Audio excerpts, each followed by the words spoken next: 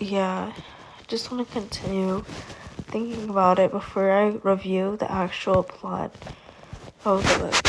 Yeah, just thinking like really as the characters as real people. Not obviously these people that it's just fictional. There's nobody like Ponyboy or Dallas. These are just kind of like when they do something really weird, it's just a caricature. However, they might be they're they're real people in the world like this. And I just before reading this book, I didn't know that they were gang members. Yeah. I didn't know that they would leave really like they just be born like parentless. They have no father figure to guide them. They have no mother figure. And although there's just a lot of like sex based, just like gender based, like what the father figure should do and the mother figure should do. No, like this isn't even in the question for them. That if they realize it's like artificial constructs of like what the mother is supposed to do as a female and father, which is totally false. They should just put their efforts into helping the child based on their actual they're just like actual hardship that they're going through, not just tailoring the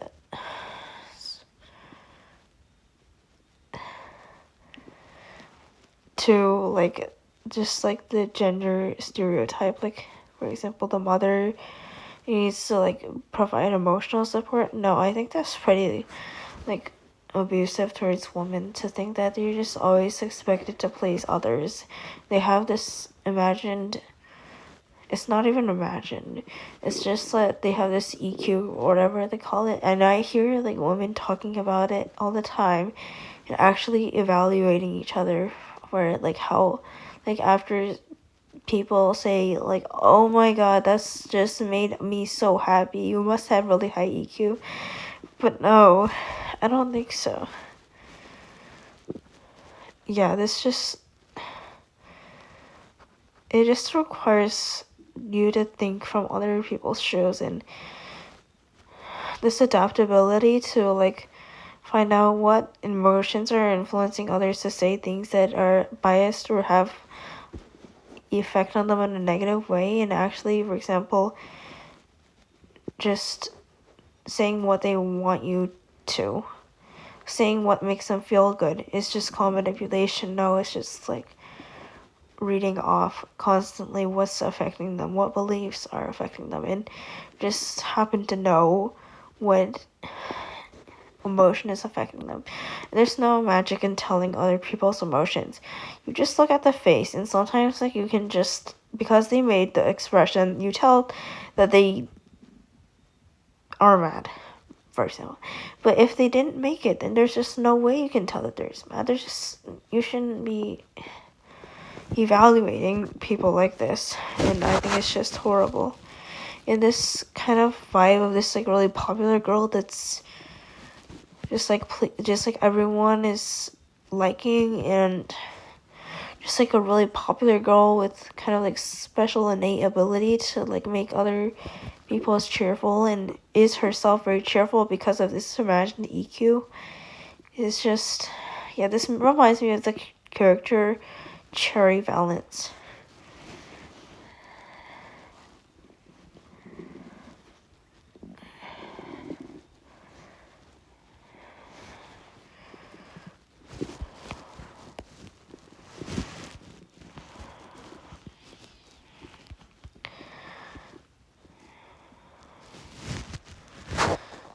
Yeah, I think just the main thing I want to do, and I just exited out of the app because I want to make a point of just like you need to respect the severity of what other people are going through and not make excuses for yourself and create imagined problems that just aren't even problems and are supposed to create this emotional effect over you that doesn't even match the level of extremity you are, and you're just adding like really stingy like stinking sadness to it. I don't know. Yeah. you're just like reeking of sadness. And because like, for example, you're somebody in your family, like your friends failed you, or just like I see this all the time between like girlfriend and boyfriend, when there's just like, you're just like casual friendship with absolutely no meaning, and there's just purely just like sexual pairing, and just like look at it together like, oh, two people going to homecoming. Yeah, that's what I feel right now.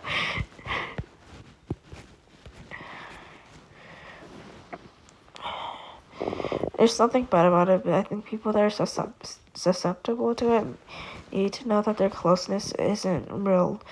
It's not real. It's not like, for example, the real family. No, I'm making a video. I'm screen recording a video. Oh, sorry. No, it's okay. I'm just making a really sad video. Where? I'm recording the voice on screen record. 哦，然后呢，你要放哪里去啊？你在record什么东西啊？嗯？ No, I'm just recording the screen. 哦。我以为你在给人打电话呢。No, I'm not. 什么？那你在这网上你睡不着觉，你白天搞嘛？网上这搞得吓死了！我问你在干嘛呢？这。那你在说什么东西呢？你在搞 vlog 吗？那你要 I'm making a vlog about 你 the 可以给我 outsiders. 看一下吗？哇，这么大！你看这你写的啊？ No, this is copied from Wikipedia. It's a plot song. I'm just using it for reference. 哦，那你刚才你在读什么东西呢？ I'm just saying like my general feelings about the book. Like I feel really bad for the characters in the book because they're gang members and their parents died. 这挺好的，你就讲这个好吗？这个挺好是吧？你 feel better？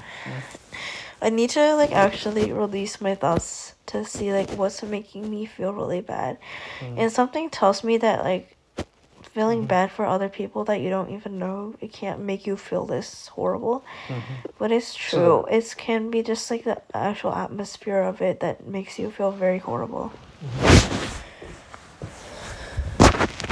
对，这个你这个你是怎么拍不上去呢？ Yeah, I just want to reflect on personal experience that I was pretty offended that, you know, like parents, even after like we grow up and we're already teenagers, they're all still sharing experiences from we were like really young and comparing like how fast we learned how to count and how early we just went to walk, and that's not, I think that's very not respectful for the respectful to the person. Yeah, I think it's pretty sad actually. It should just be taken as a sad thing that we've grown up and that the innocence of childhood is lost. Obviously, we're just infinitely more intelligent people, but the fact that they would not reflect on the memories that we had as children was just happiness and just like playtime and Chuck E. Cheese. And they would just be evaluating our intelligence, but that just there's nothing you can tell from kids that are that young, and I think this practice should be stopped completely. It should just be removed. It should just be abolished. Yeah.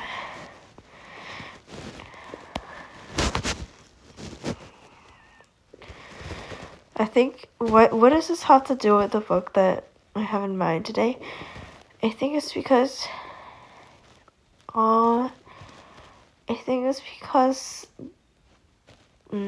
it's just when I read this, I didn't have any attachment to the plot.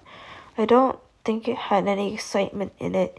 It didn't have any like culminating, like what do you call it, in like sex, like, and this is probably not appropriate, but like any like really good sensation comes over you when something notable happens. No, and it's just kind of this, the special part about this is just gangs in plain sight, and it's just like they're just trying to constantly hide who they actually are. They're just trying to pretend that they're really smart students who read a lot of books, and they just like create this specific personality that has nothing to do with the reality of what they do in the gang, killing, they're just like literally trying to murder each other, even like thinking about like destroying each other's lives and possibly murdering them. And on the outside they just try to pretend to be really adorable, even pony boy. And although Dolly is really just tough on the outside, I think this person definitely has some issues with like pretending to the opposite gender that he's like kind of a gentleman with a rough edge, unfortunately.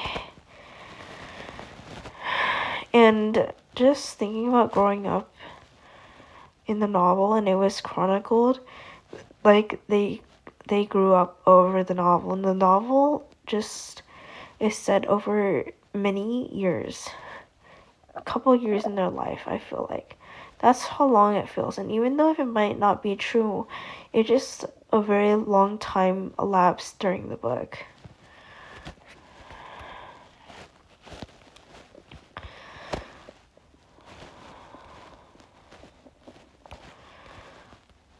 Yeah, I feel bad for them. If you just think about them personally, just like they have families and they have, like, how would they feel if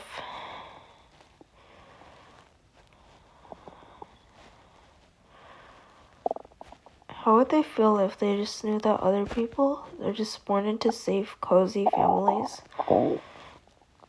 and the specific relationships between mom and dad could be horrible in those, but they're in a gang and they're just obviously worse off because they don't even have families. Even though having a horrible relationship with a parent and being into a rich family is just, emotionally speaking, really horrible.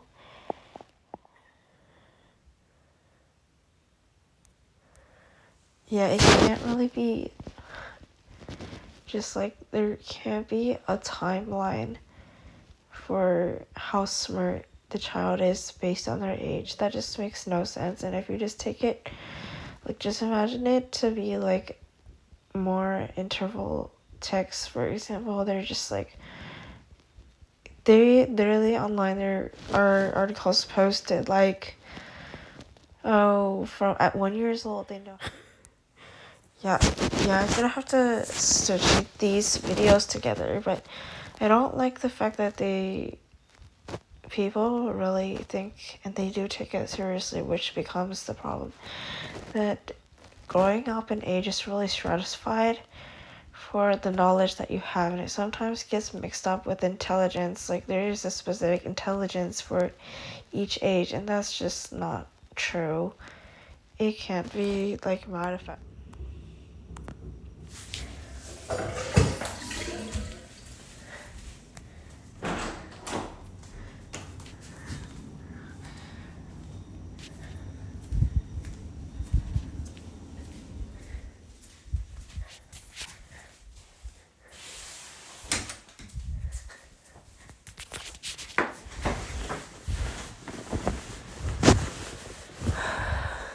Hi guys, my name is Cynthia. I'm just a 16-year-old girl, and I feel pretty bored right now. It's time to go to bed, but I think this is a really special moment for me because I want to share with you just the curiosity I have in this moment about just a life in the mid 1900s, because there were like just gang members in plain sight that went to school, and it just remind of me exactly of the book The Outsiders, which I read in 7th grade. Yeah. I feel kind of sick right now, so I just have some trouble breathing. But I do want to do like a little exploration of this novel that I read in 7th grade. And yeah,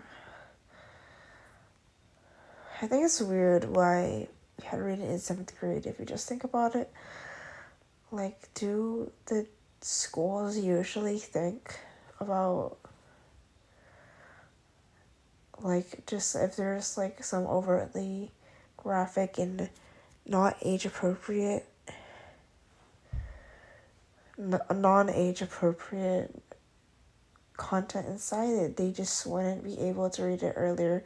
I think this has some great life lessons specific to the book and the plot of the novel that couldn't be shared with others unless they actually read the book, but unfortunately they are too young to read it.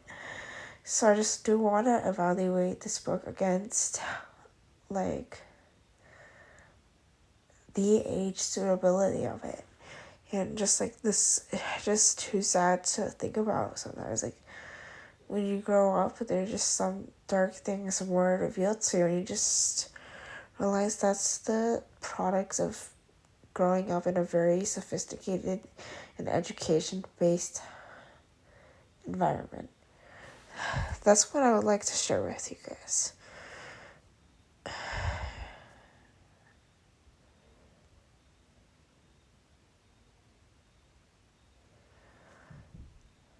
So yeah, I find it weird. Like, what would I want to share with you guys that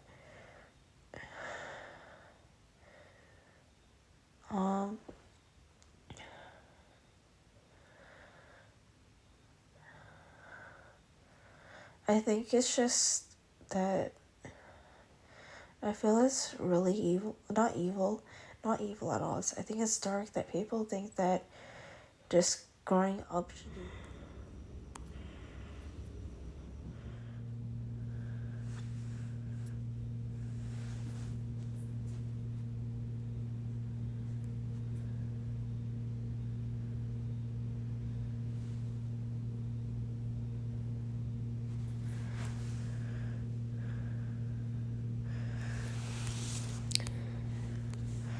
Hi guys, I want to make a video on my channel.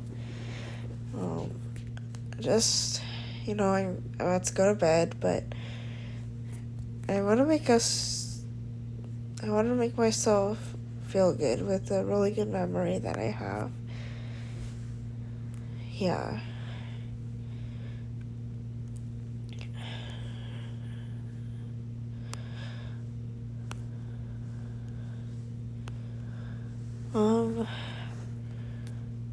Today I really thought of the book The Outsiders, which I read a few years ago.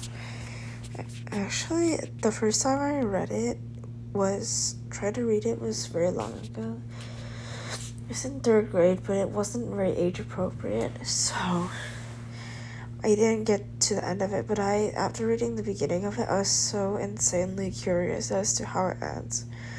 But then, when I was in 7th grade, I got the chance in school to read the whole entire thing. Yeah. And it's just really, I feel really ambivalent about it. Because, the excitement is really just guaranteed with the content of the gangs and violence if people never see it. And to judge the book by the fact that it's not expected, like the personal expectation that I had really let me down for how the level of excitement the book was able to provide. Because I thought there would be like a lot of more personal conflicts between them. But unfortunately,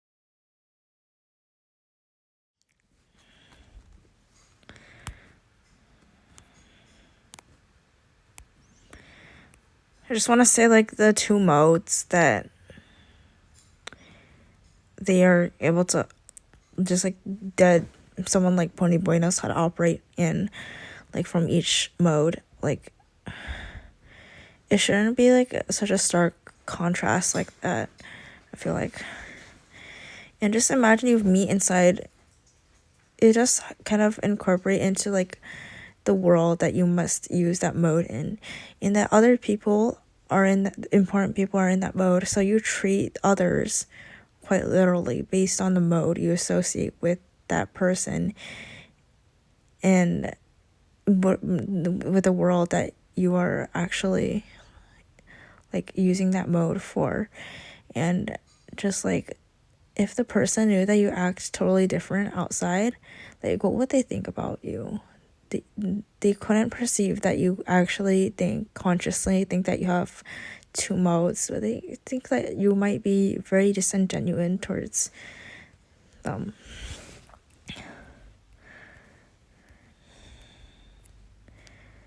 I want to like go over some of these discussion questions I found online.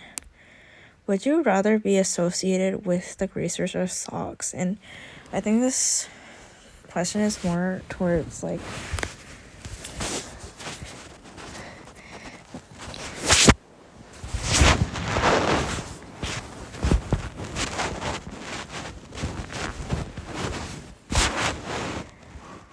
I think it's more towards like what would you do if you were in this world? You have to think that way, and you are just not yet associated with either the greasers or the socks. It's just an easy question. I would never be part of, I don't think I would ever choose one of the gangs to be part of. I would just be a normal outsider. Just imagine, like, would I be friends with either the greasers or the socks? I think this really just depends on like the person, like which person I would like to be friends with.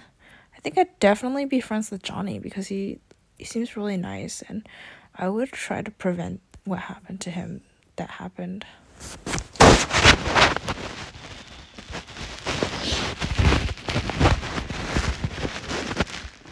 Which characters are violent? Why are they violent? Okay, so we don't need to go over this.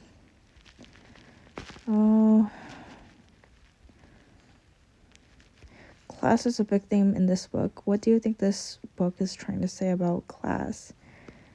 I think it is trying to say like the higher class, quite literally, just you have to see the class not as something really just like complex, because there's no divisions in names for economic classes. It's just like rich people versus poor people in this. There's like two classes that come into conflict, the greasers and the socks, and they're both gangs in a way. I think this book is saying that, you know, making an effort to like to reach into the lives of those that are poorer and that might be a gang and are really tight knit, this will always result in some demeaning behavior from the richer class to the poorer class, honestly. Because this is just already the preconceived notion that they have.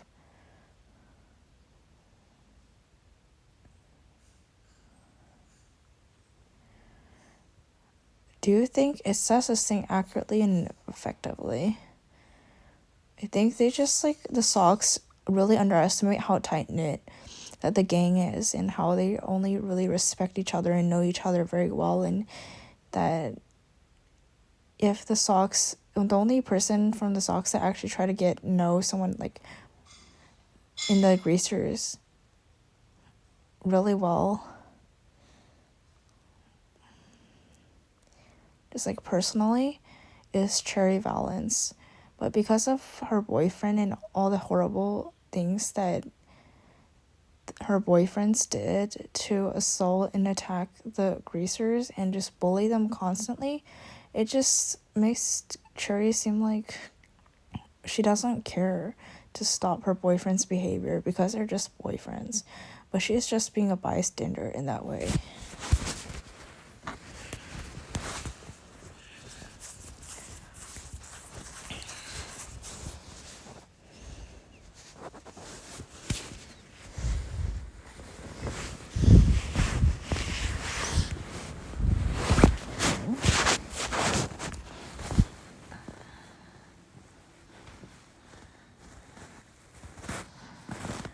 This book is full of interesting characters. Who's your favorite? I don't think you should pick a favorite from this book, honestly. How did you feel about the writing style of this book? Did you enjoy the framing device of it, written by Pony Boy? I'm not sure what it means by the framing device. Not sure. Yeah.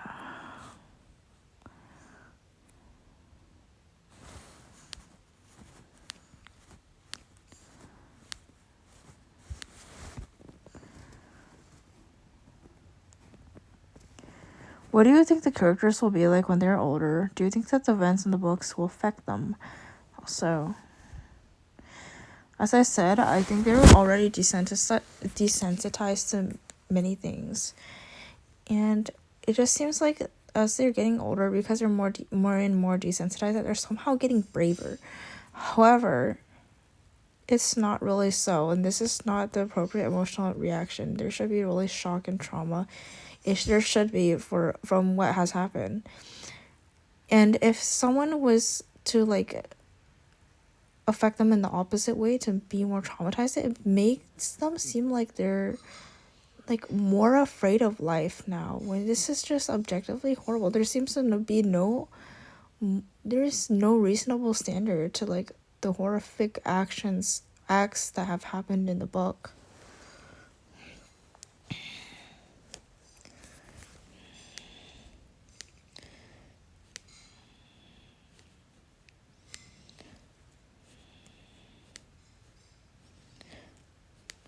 Why do you think Ponyboy likes books and movies? I don't think it's appropriate to say that anybody just inherently likes reading and watching movies. Everyone has to find what they like, and there's just only a few movies that you can actually like, honestly. There's no such thing as people constantly keeping watching movies and books because they're just more literary somehow. No, that's not true. They just have to find what they like.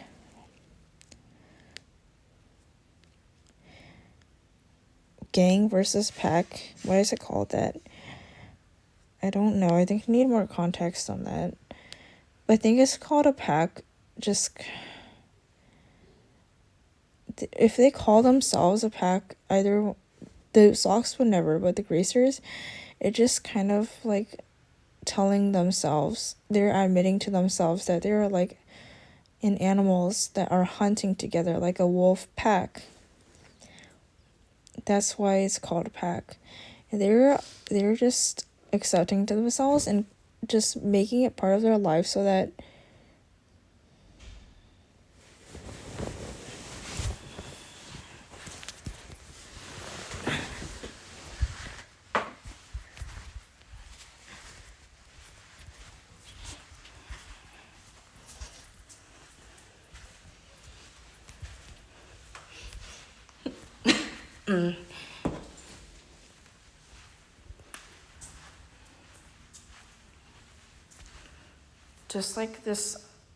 constant, they need to be on the constant hunt. They're always on hunting mode, and everyone else they're just free to take advantage of if they're weaker. And since they're already better off, those other victims of the gang, maybe the gang feel like they have every right to use them to get ahead because they're already way more unfortunate than them. Just justifies it.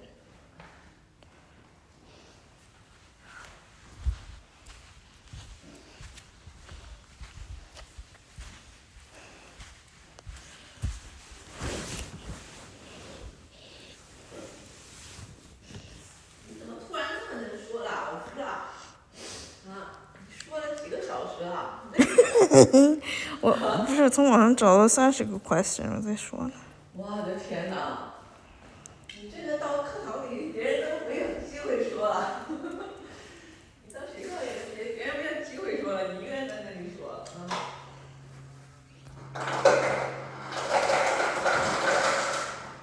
我好像从来没像你这么会说，我就是说几句就完了，差不多。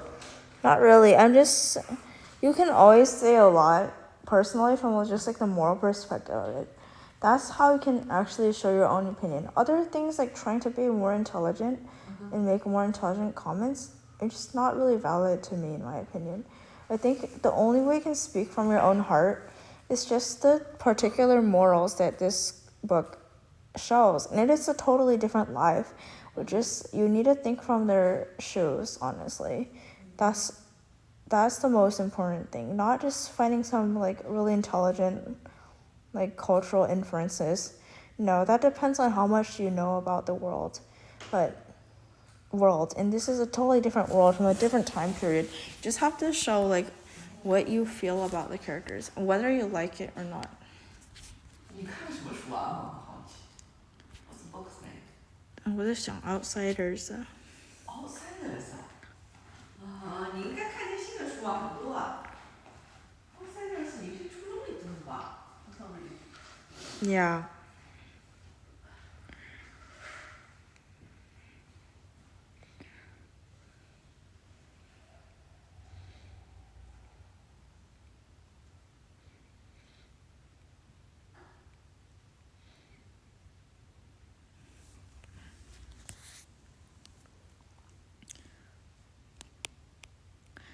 Yeah, they just, it's not that other people are prey. They would never make that known, but they are ready to like kind of use others' leverage to get themselves relieved of their really unfortunate like boys' home. They're just really close to getting moved into a boys' home. Is foreshadowing ironic to the book itself? What does that mean? I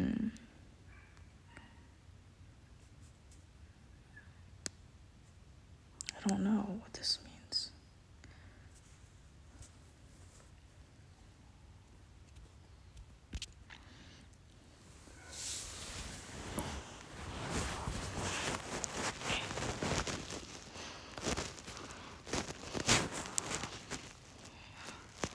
Is foreshadowing ironic to the book itself?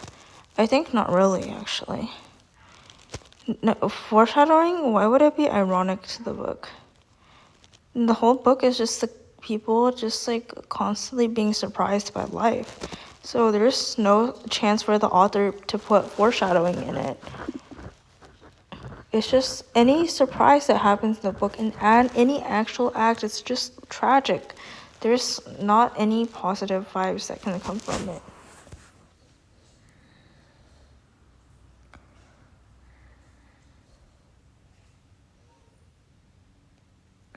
I think for number 25, it can't be helped. Like, you feel a special inclination towards a person.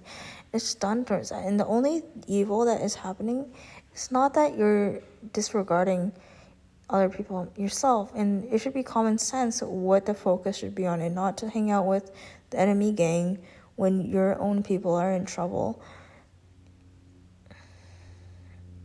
But sometimes it can't be helped, a strong inclination towards other people. And even if you feel like you really like someone else, if your brothers and your family say that this person is really horrible and this will do something bad for the family, then you should definitely put that first and evaluate that closely yourself.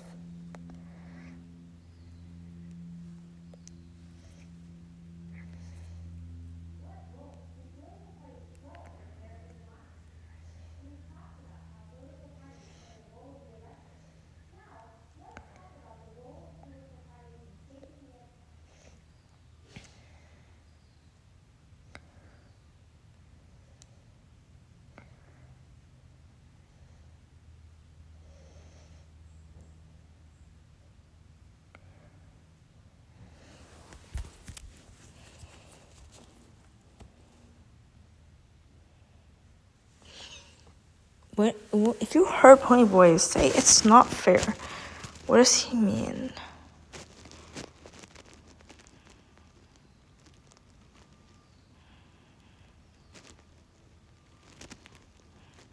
I'm not sure, honestly.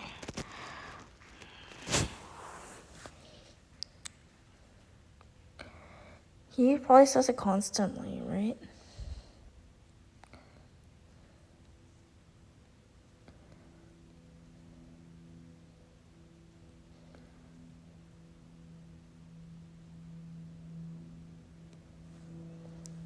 I think what I mean from this, like, if you traveled back in time to where Ponyboy is, just like Ponyboy seems like have his own perspective. So if you hear him saying it isn't fair and see him in like acute distress, you probably really want to ask him as an outside like time travel person, like, what does he actually mean by this?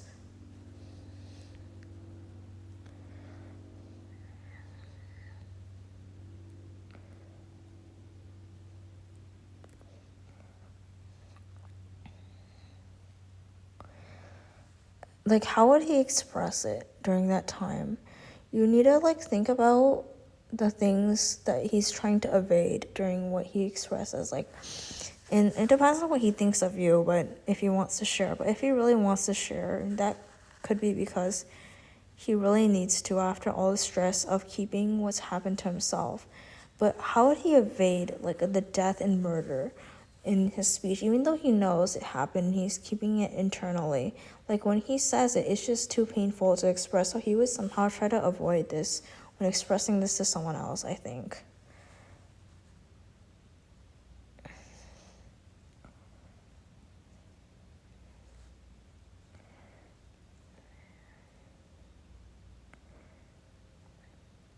Is it okay that the socks and grease are doing? I think it's just not this is, I don't know. Okay. Yeah, and I think I know what I mean by this.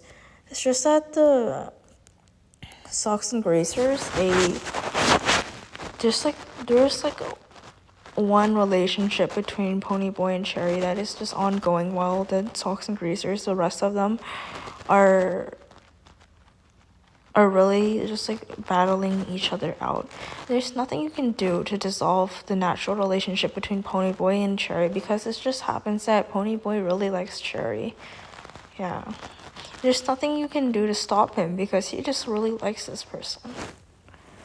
And this doesn't have any implications towards like the unreasonable violence between them. They're just, even the fight is just kind of like playful, and even after what actually happened, the attempted murders and the drowning, they're just kind of like playful, like even in the mood, ready to like fight each other as a symbol, when really this symbol of the Gracers fighting against the Sox, it's just nothing in comparison to like the attempted murder. There's that loss of life, really.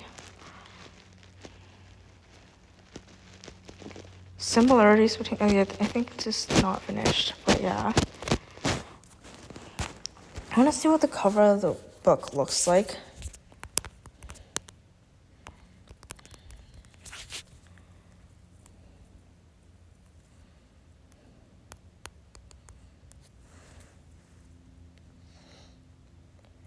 Oh yeah, this is the cover of the book that I got. It's just black and white, probably because of a movie from that time, yeah. The leather jacket is something that Dallas was really attached to. That he thinks that the leather jacket is just, what does the leather jacket mean now?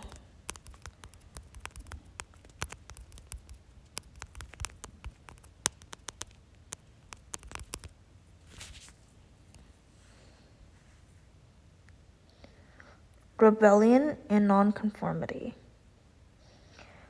Why is that? It's just like really rebel feeling that comes with a leather jacket. Why does it say jacket?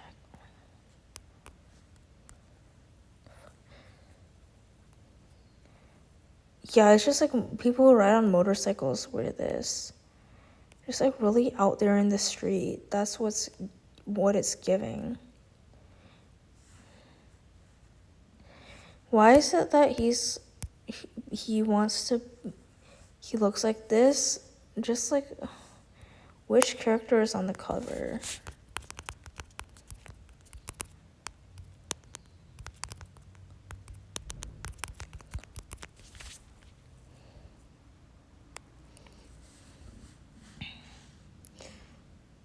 It's Johnny. Why would Johnny be on the cover? Because he was the one that did no, this is Johnny, but he's one that did the heroic deed. That's why he's probably in the center. But this one I feel like is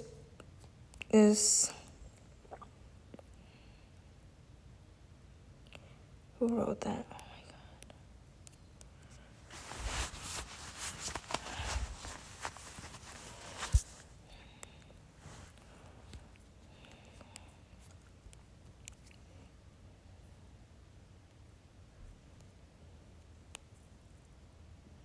Yeah, it's Pony Boy because he wanted to be the movie star in the beginning of the book, and he was thinking how he looked under the lights of the movie theater, like the sign at the front of the movie theater, how pale he looked, and his hair all greased back, which is why the gang is called the Greasers because they greased their hair back. Yeah. Any closing thoughts on this book? I think it's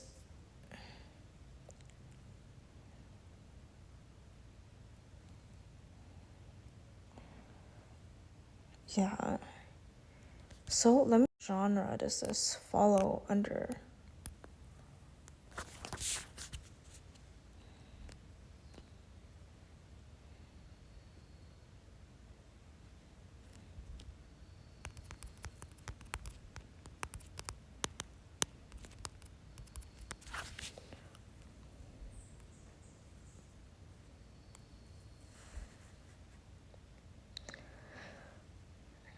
It's young adult literature, drama, Bildungsroman. I've never seen this novel cover like this with the red. Just like stick figures, they're like all rushing forward for their own thing, and it's like Pony Boy's just recognizing too much in other people and like things that other people that the Sox have. Literally, Pony Boy's rushing forward to get Cherry Valance. He's engrossed in his own activity.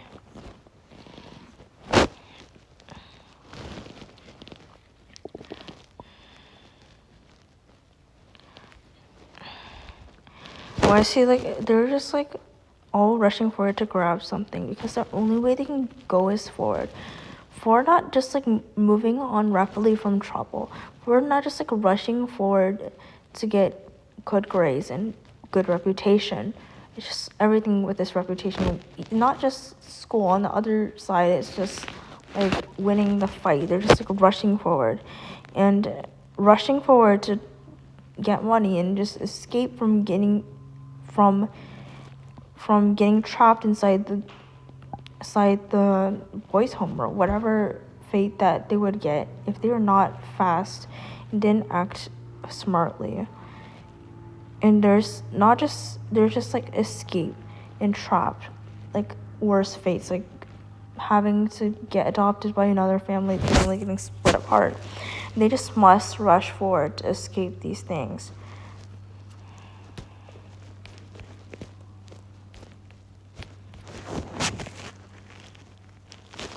Yes, this book is one of the saddest books I've ever read.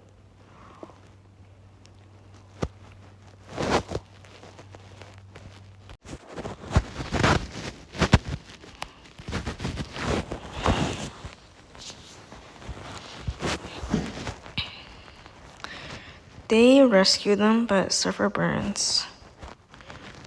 Yeah, just like heroic actions. For why it seems so more intelligent heroic actions, and they think that heroes aren't those that are actual superheroes, which is pretty much a mockery Superman. It's really childish, Superman, these things that do physical rescuing. And just like even though it's customary to say like paramedics and just emergency services, they're heroes. However, I think the rest of the world, they just have this ignorant expectation that, yeah, people who are just like the most intelligent. They just have the role to serve humanity. But in this case, where Johnny goes inside the building to rescue the children, this is actually heroic, actually called selfless, because he risked himself to save the children from being burned in. Was it worth it? You should never ask this question. But these children did get saved because because of Johnny's bravery. This is just pure bravery. Two-Bit and Ponyboy walk to the Dairy Queen. I think it's just Randy is also really, unknowing, unfortunately. He's just kind of, not taking the violence seriously and to heart. Either that, which is really creepy if you think about this case specifically. Randy, he may be, because he is too rich to know the details of the actual conflicts, and he's just showing pride for his socks. So the rate at which he is showing pride for the socks means that he probably doesn't know about the violence that they're willing to engage in.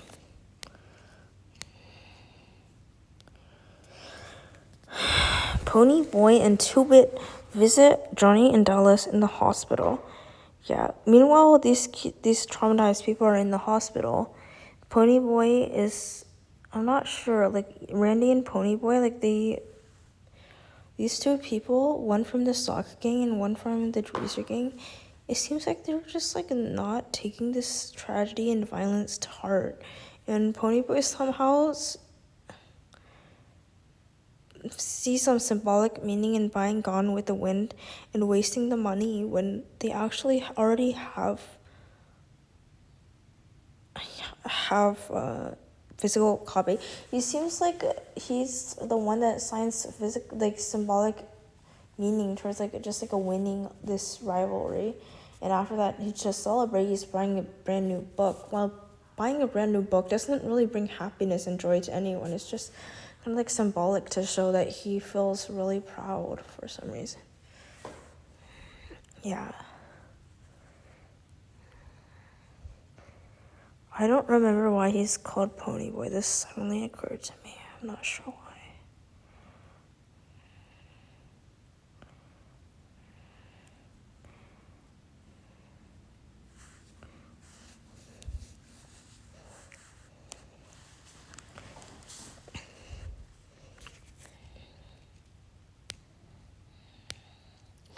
One of the socks, Randy peacefully talks to Ponyboy about an upcoming rumble to settle the Greaser sock rivalry. Just think about people already got killed due to spontaneous violence, and suddenly they're just preparing violence. It just makes it better.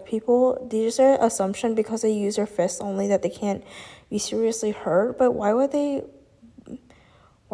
actually actively start violence? Why would they instigate violence between themselves?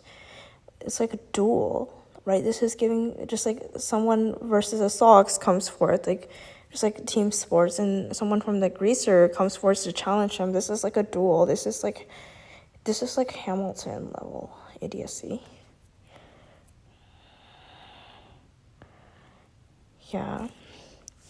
Dallas encourages them to win the rumble for Johnny, and they do. Dallas then drives an injured Ponyboy to the hospital to see Johnny.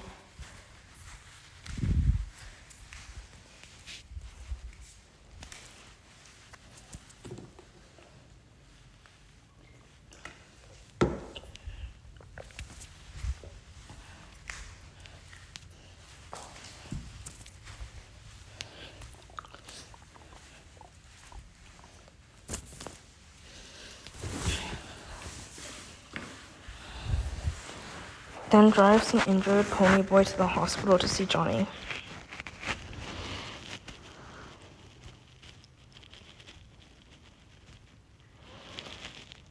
This kind of gives the impression they're driving and there's a hospital. Simple. Just kind of if you think this could...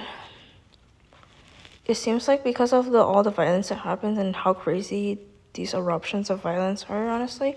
And just suddenly, like, people getting stabbed, and you'd never see this happen between, like, school kids, ever. Just goes to show how crazy it is.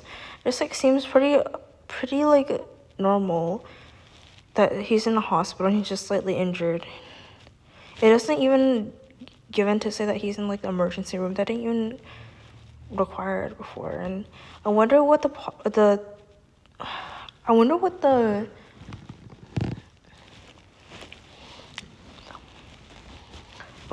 hospital workers actually think.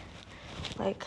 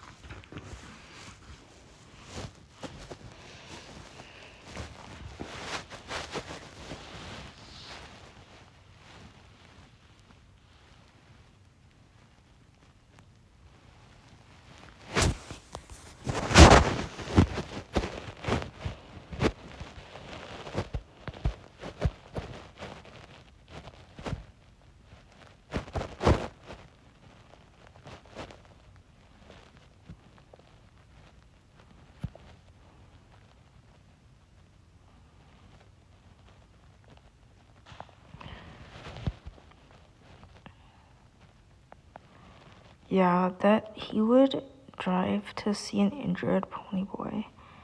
It just seems like they're so calm about the fact that Johnny, like, just survived a near-death experience. This just goes to show that they're so calm about what happened. They're just relieved that Johnny feels okay, but there's no exaggeration of what, like, usually the Sox do and, like, the rich white people do, like, exaggerating their experiences when it was just factually not anything near what Dallas is doing. And what Dallas, the lengths that he has to go to protect his family.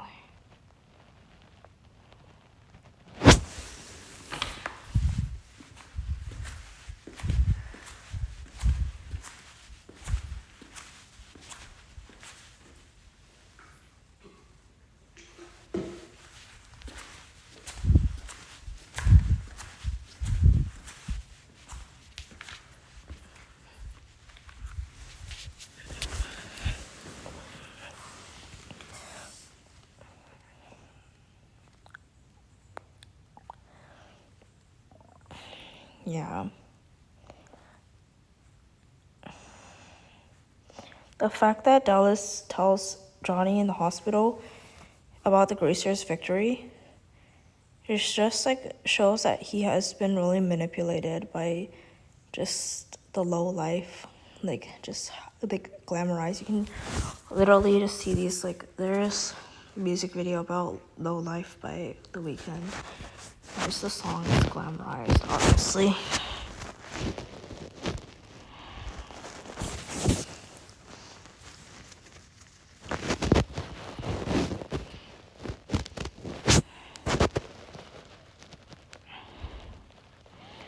But Johnny is dismissive.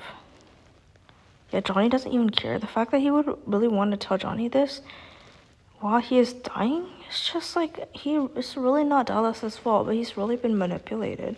That this greaser has some kind of, there's a pride in being greaser. There's not pride being a member of any group whatsoever. It's just not possible.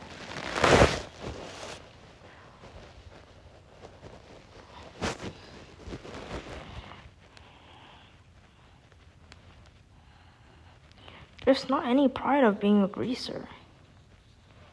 Yeah. Just because there's a name that greaser, just like any nickname just has sentimental value to it because someone was creative enough and saw something in you to create this suitable nickname for you. And you just love when you're called that. Just every time you hear that, it's just very enjoyable, honestly. But Johnny, he's more worried about Ponyboy. And he is so sweet. He tells him to stay gold. What does that mean? I will search. What does it mean to stay gold?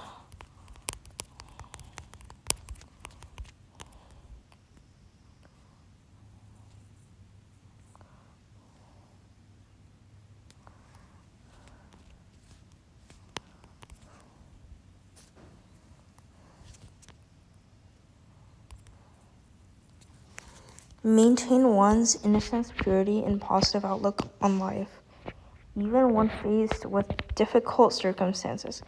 I think in the poem, it does mean to maintain one's innocence. And let me see what the poem is, because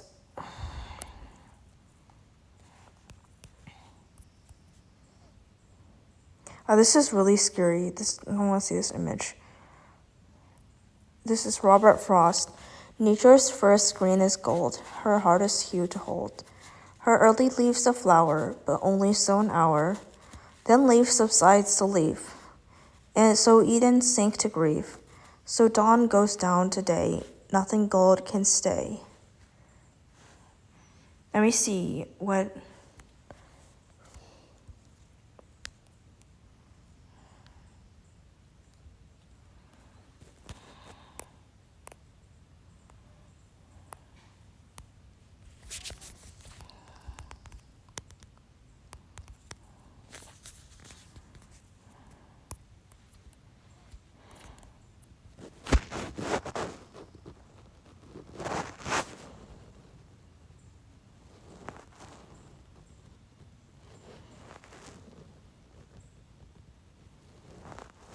Yeah, so it says here, I wonder what people say. It means being true to yourself, innocent, uncorrupted, unblemished. Not conforming to what society dictates, but in a sense, marching to the beat of your own drummer. I think it's supposed to be marching to the beat of your own drum. But yeah, I think this is the meaning of the poem. Nothing Gold Can Stay by Robert Frost.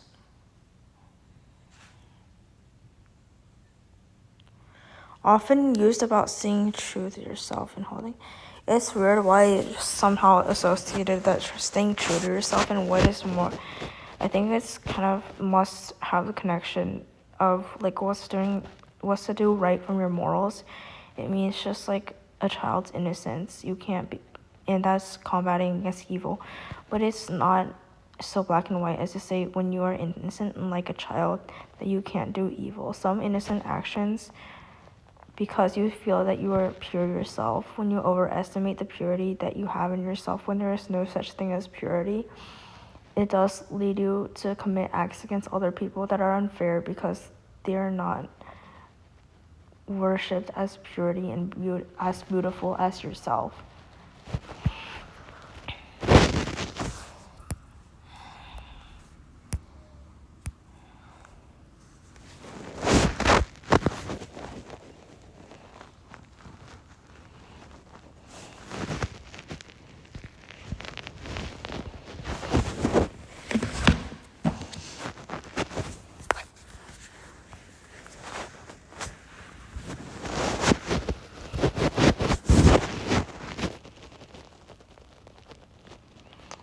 It's just notification.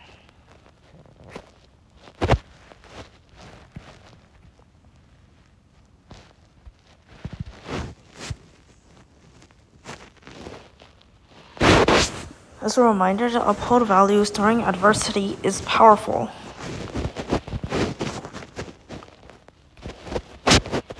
Yes, I think it just... Let me see where it says adversity. It does not say adversity literally, but it says leaf subsides to leaf. I think that's just meaning that something in you as you age isn't lasting. The innocence is fading away with age. And it's because you grow older that you become less innocent, when there's no direct effect like that.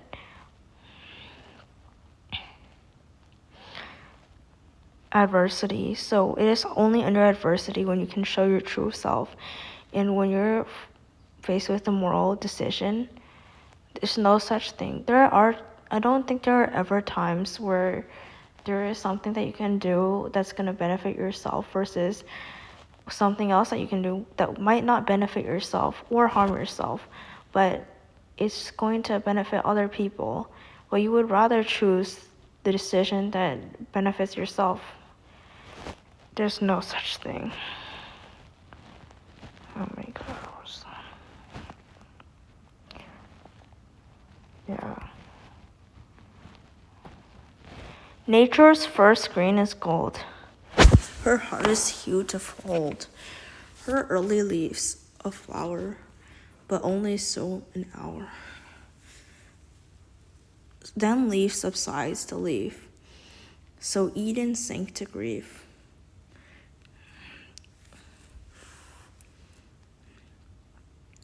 So dawn goes down today, nothing gold can stay. I think this, because this is a rhyming poem, I cannot understand some of the lines and why they chose this specific imagery. I'm not sure what it's supposed to mean. The beginning is pretty straightforward. Nature's first green is gold. That means that everyone is golden and pure morally when they are born and when they are children, usually. Her heart is huge to hold. It's just like emphasizing that innocence is something that you need to hold on to.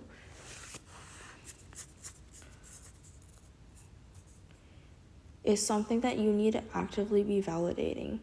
Innocence is something, it's just like choosing what's right, and you must make the decision to choose what's right, when usually it's not so simple to be moral. Just always choose the moral option. No, it's a lot more,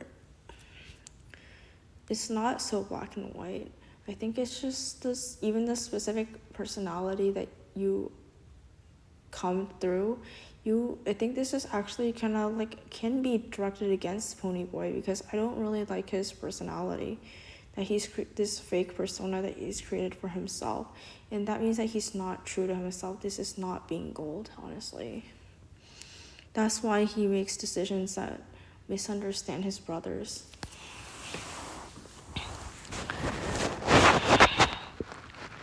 Then leaf subsides to leaf, so Eden sank to grief.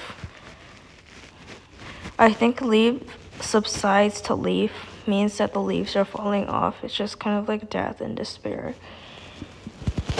So Eden sank to grief. Who is Eden? At first I thought it was Eve sank to grief, but it's actually Eden sank to grief.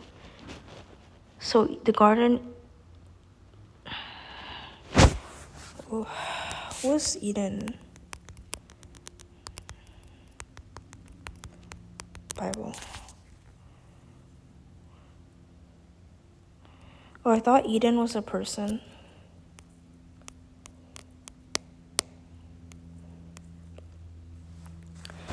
Eden sank to grief. It's just like losing innocence. There's something sad about it.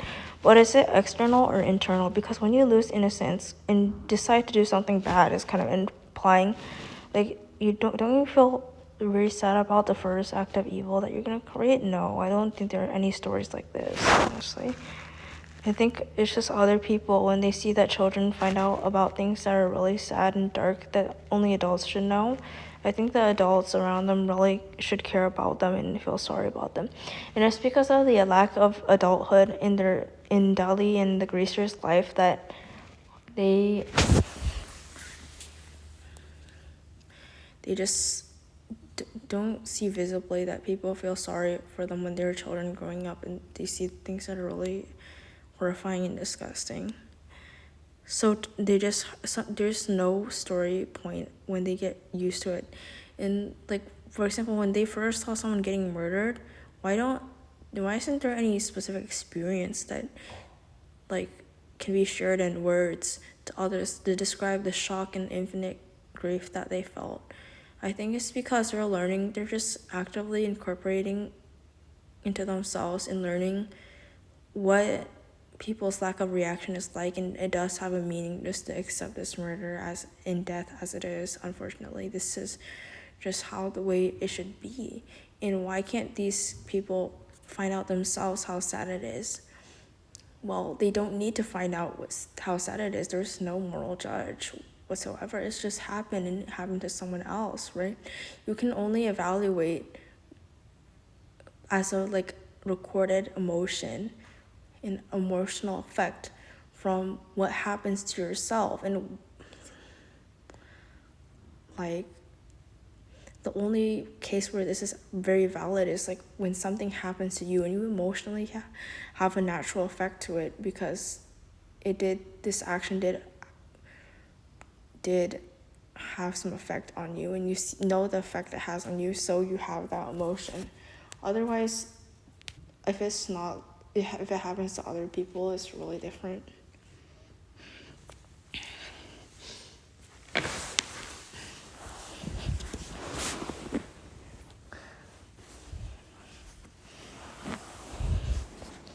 Nothing gold can stay, so this is why I don't really like the poem. Like, they're saying as time runs out, it's just like you're just keep on losing innocence. This is a really bad note to end on. But Johnny's, anyways, he says, stay gold. It's just like there's so many factors out of their control, and what happens to them is really in the hands of some specific people that they have every reason to hate as a result.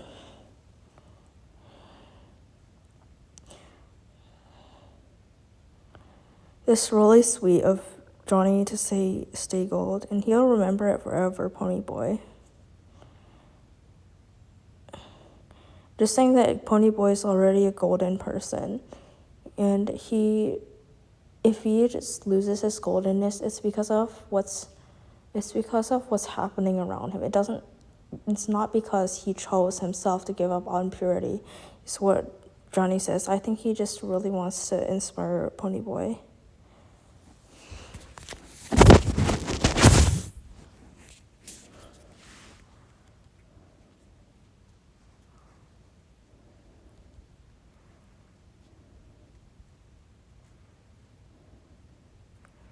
Yeah.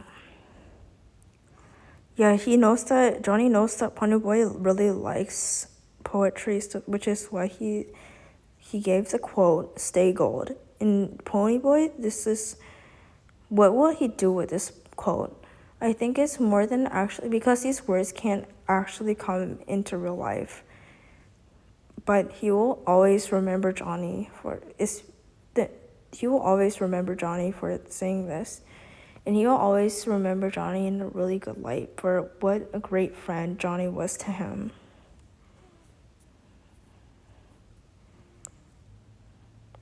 The judge exonerates Pony Boy for Bob's death as self-defense. This is just evil going on, and this guy is away with murder. When in exoneration, it's just like God really this judge, because God can punish you for what he thinks is wrong. And just like when the impact of the horrifying and long-lasting punishment is in the hands of one person, whether they're happy about you, whether they like you or not, and what they think about you, which can't be controlled, because people can just think anything about another person, honestly. It just can't be imagined. And it's just the fact that his hope for not being punished is in the hands of this judge, and he can even be bribed to get away with this. It's just like these other people are like God, honestly.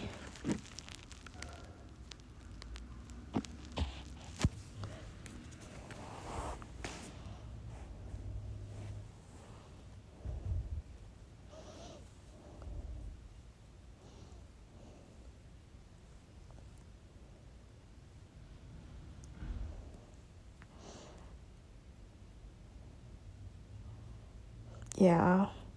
Just like the burning church, I don't know.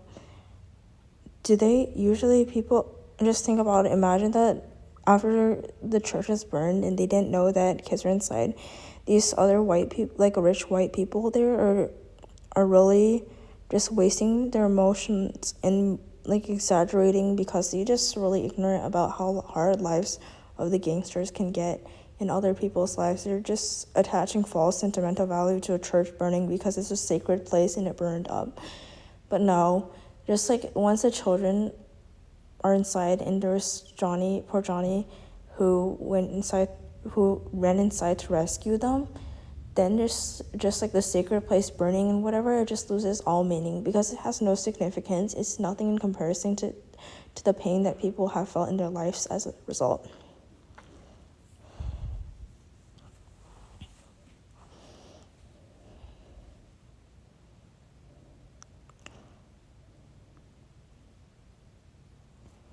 Yeah.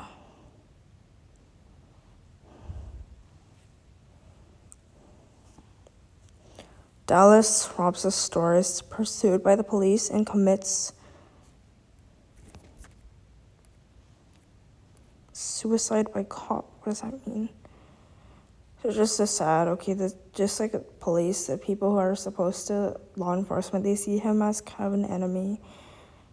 Just they strictly do because he has robbed a store and he has caused. Just you have to think about the personal impact. Who is really sadder? Who is more unfortunate? The people who robbed the store, or Dallas who robbed the store? He obviously, because he robbed the store, that means that he's just poor beyond belief and he needs it. He needs just these basic necessities from the store. Who is sadder? Or people who witness the violence and just feel scared for some time. Obviously, Dallas is just way infinitely more unfortunate and he just gets punished by it. And not only that, he's just like his entire life is blocked as a result of these other people who not only can't help him but see him as an enemy. It's just the way that the law is expressing and can like just like the outward blame it places on people, the unindividualized blame that crime is not forgivable somehow. It just makes no sense anyways.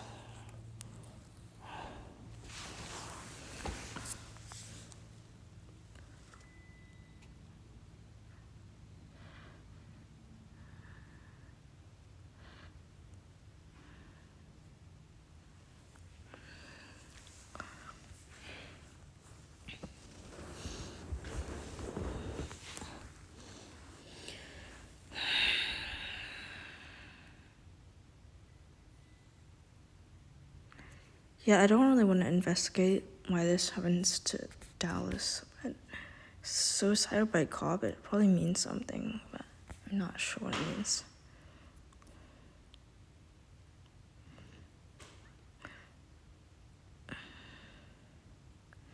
You know, when he's pursued by the police, it just like he knows that their punishment is really permanent, and the punishment that is just by the law, so it's not and people are surprised why people like Dallas are hating on the police when this happens and they can even commit suicide, like feel entirely blocked in their life by it.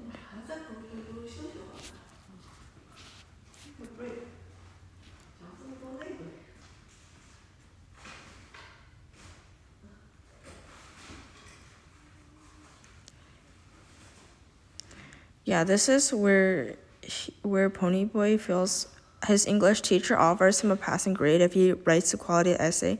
You realize like school is just really doesn't mean anything. It's not love for school is just like just getting a good grade really. There's nothing sentimental about it. Like people are in your family are infinitely more. They're not only more interesting than what you learn in school. Honestly, it's also that there's people in your life are most meaningful.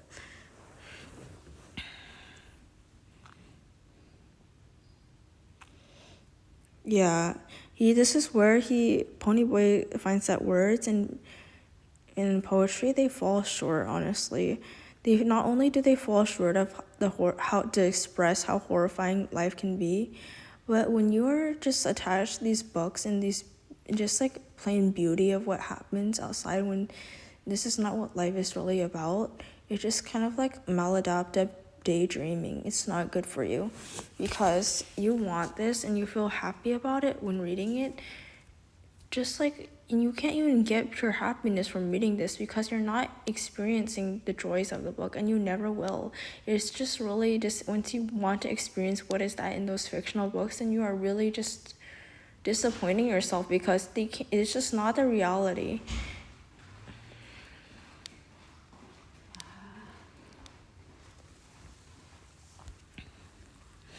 Anyways, he gets to get a passing grade if he writes a quality essay.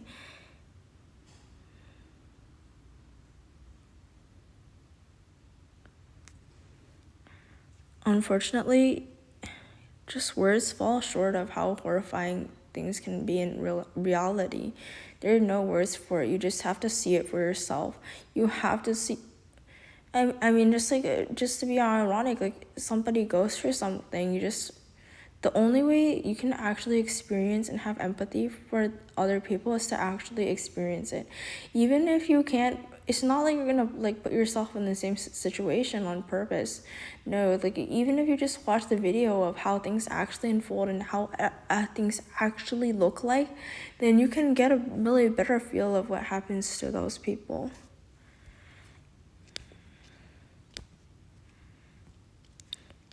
So he said he finds a letter. No, this is just horrifying that it write about Johnny this way, that sacrificing and advising Ponyboy to never change, he would never write a letter about it. I think this is just not right about what happens in the book. The story begins, I had only 2 things on my mind. The book's opening line. So I think this is just a challenge for the reader to guess, like, what was he thinking about? He's just really inviting perspective, like, what 2 things were he actually thinking about? I think he was thinking about just maybe Johnny's last moments in the hospital and what he looked like, and the fact that he knew that he was dying. I think this is what he was thinking about. And I think just obviously the other thing is that what was going through Derry's mind that made him think that he was entirely helpless? How could have Dallas been so intimidated as to feel that he didn't have any way out and that he would rather not continue? Yeah.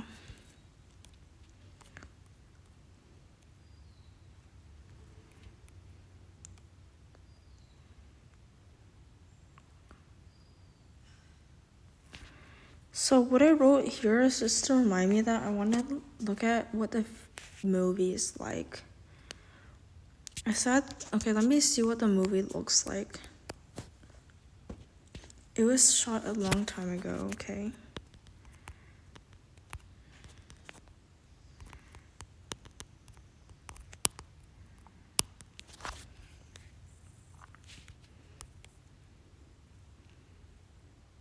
Yeah, I feel like the summary didn't include Cherry Valance because she's just like kind of like a symbol for what the girls she's just to paint a picture of what like the stereotypical girl in the greaser gang is, and she is really good at school and she thinks she's very special. But the point is, you can kind of infer from like her friends in the same gang that these girls are really alike and they're just like all like Cherry Valance, really.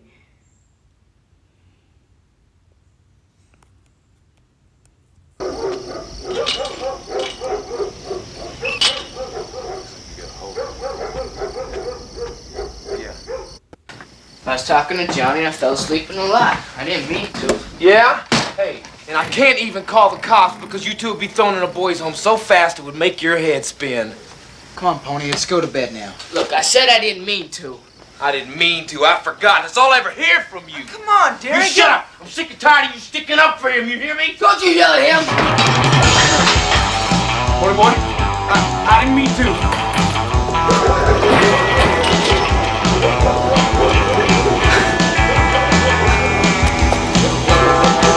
There's something weird about this scene, like, this is just, how was this written this way?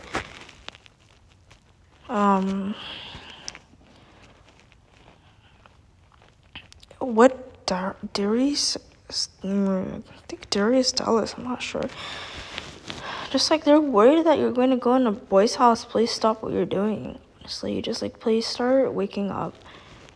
But Ponyboy, he just gets mad and he runs away. I think it's because he wants to run away before. He doesn't like the home he is, and he just like the action of just running away is very like very ostentatious of him.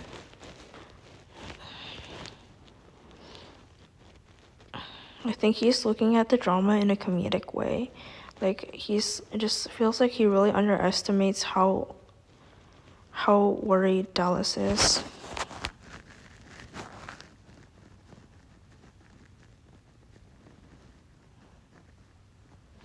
His brother's just worried about him. He doesn't even not like his brother's like really bossy going to punish him or anything.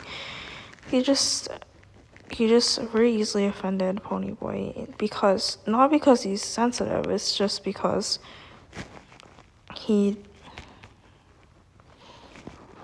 I think he maybe wants to like hang out with the Sox. And he's very interested in the girl, Cherry Valance.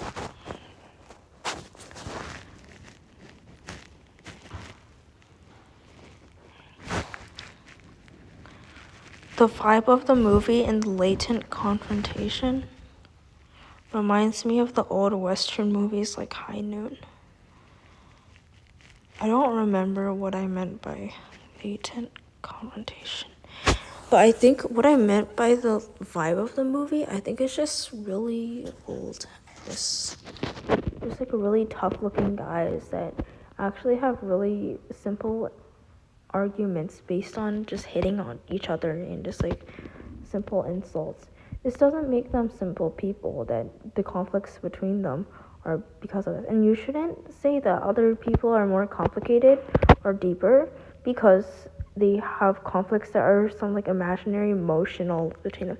No, it's just that's just horrible. It's just preferable if the conflict between other people can actually be stated, can actually be expressed in words, and just like very obvious what the conflict between two people are, and there shouldn't be mysteries between what's between two people. That's really scary.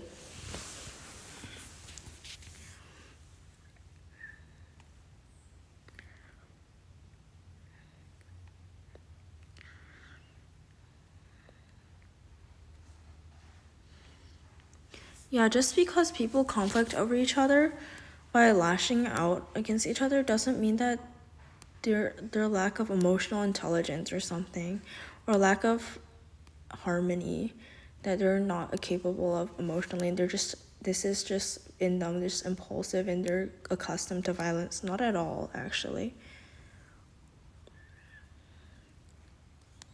I think after people get so angry to like hit people, that just makes it clear that they're extremely angry, and you shouldn't question them. You should try to like, if you're calmer than them, you should try to understand where they're coming from.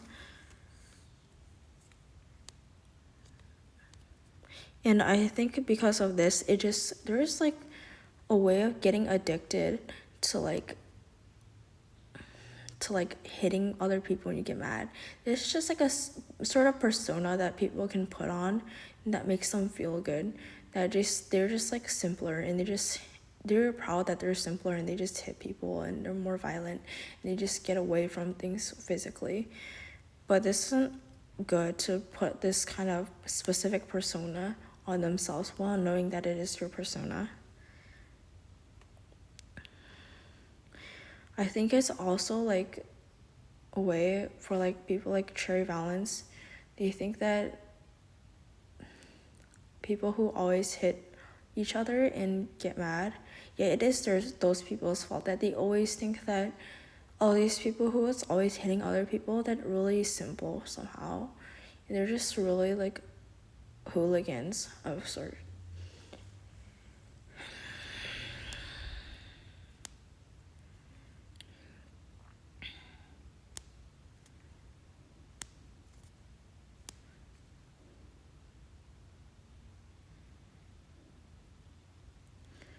It's just like a rise, there's like a spike in anger between two people at the same time. It's just like escalating. Okay, now we're gonna fight.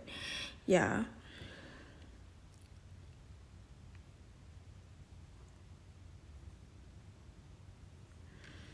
And then they're just like, after hitting each other, I think something is really released. It's like very cathartic.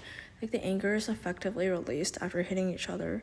And this is why the conflicts between violent people, it seems that they're much shorter and much simpler.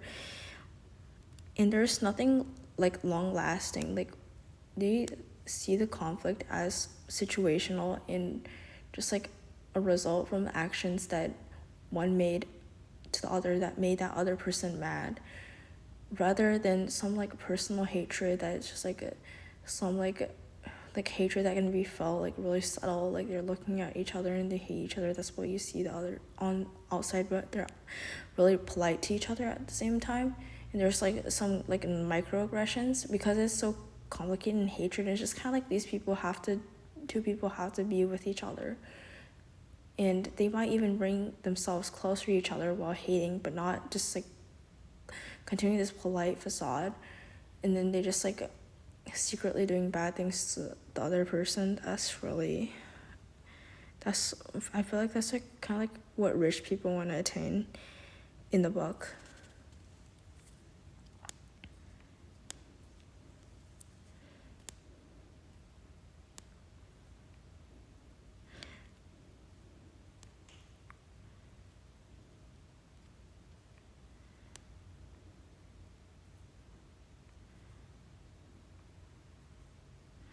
I'm trying to understand what I wrote, but I don't understand what I said. Yeah, they're trying to return back to normal in real life and give into their facades. I don't know what that means actually, but let me try to figure it out.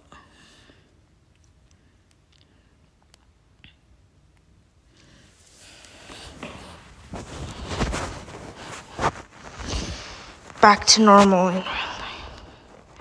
Oh, I think this is referring to that. I can't believe that I wrote it like this, but I think this is referring to that they are like very normal in real life. It's just like where the violence they don't bring to is just like the non-gang part of their life. In any part of their life that has violence, it's just the gang part of their life. There's like school and gang.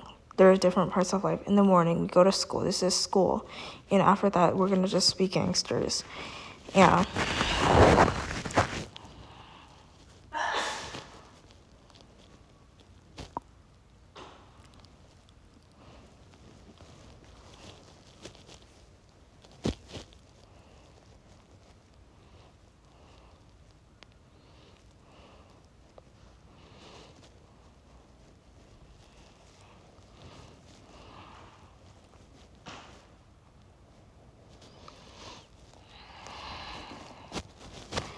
Yeah, the violence as well, lashing out. Yeah, this kind of like dehumanizes people if other people are looking at it and think that just get the assumption that they're violent without knowing. If you're gonna judge, you just know and see them so mad. You should be curious what they're fighting over. You should know more about those other people. Yeah, that's how they're able to return back to normal in real life. And yeah, just like it seems conflicted, however, because the socks are their connection to the more cultured and sophisticated life. And the fact that socks would actually invite them to violence, even like kind of like a dual match, means that the violence can't be used as a symbol to differentiate between these two parts of life and how to act in one while other, and think that you're really versatile somehow. That's not right. You shouldn't be choosing to act just by strength of sophistication and like politeness or anything. That's really superficial. There are more modes than just like polite and rude, or sophisticated and vulgar, and yeah, or mean and kind, or even sad and happy. Like you just pretend like really sad and bored in one place while trying to be happy in another. I don't think that's very intelligent. Yeah, because you just kind of associate the way of acting to be in a specific situation. For example, in this like really lofty art class, I'm gonna be this way, and in any like class similar to this, I'm gonna be choosing this mode. No, not really.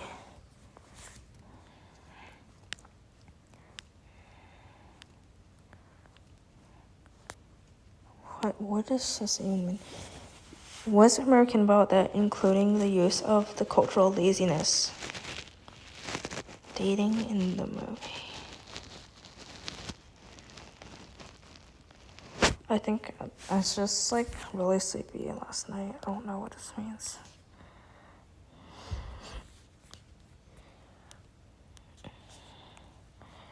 Would you rather be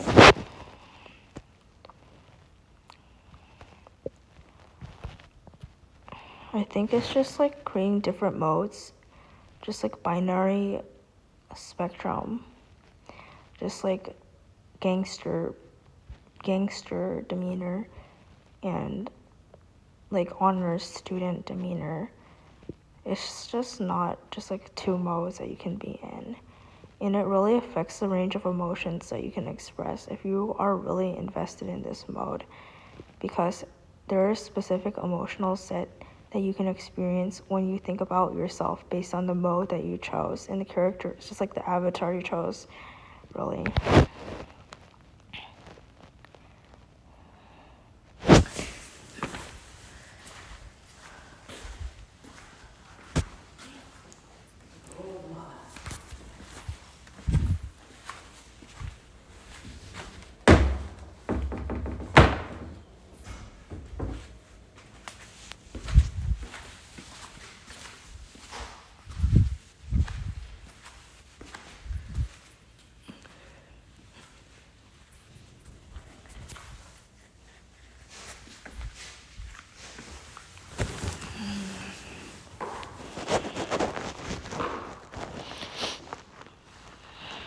Yeah.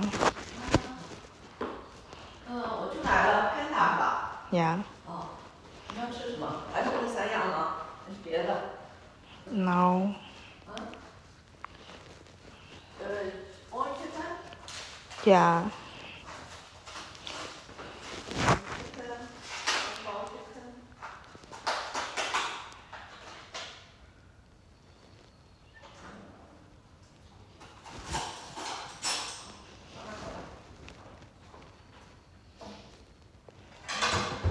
Small chicken.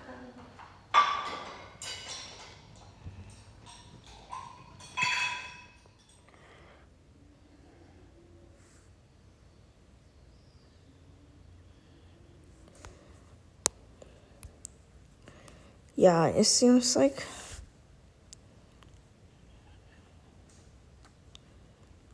okay, so going back to this. So he brings a note from Soda Pop that just reminds me, okay, so this is a totally different time period when they didn't have any communication with telephones and they had to write notes to remind people of things. So, yeah.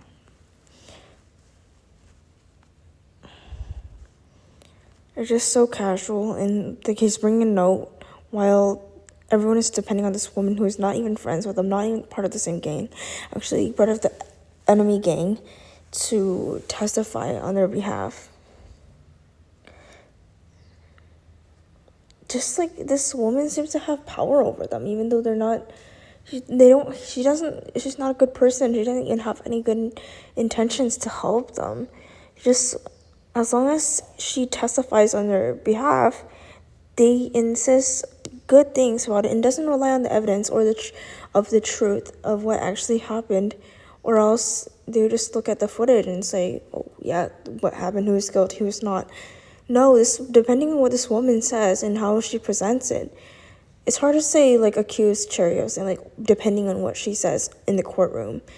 Actually, no, it's just like what she says, meaning like factually what she decides to present, to say, and what she decides not say. And if you just look at it objectively, that may be the difference between, yeah, if she's moral and she says what's true and what's not, she can just, instead of making up stories to hurt other people, which is what people would expect, how she would manipulate the situation in favor of her own gang.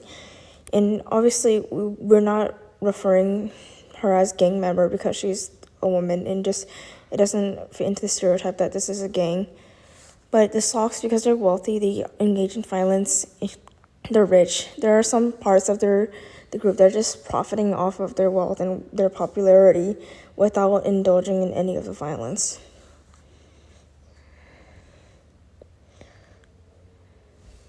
There's a bee.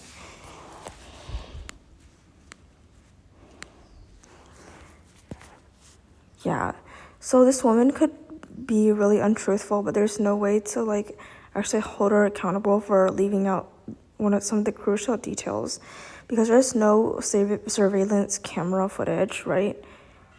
And there was literally an attempted murder, like someone like almost stabbed to death, and this is just a different, just like what she presents, and she has the power to present.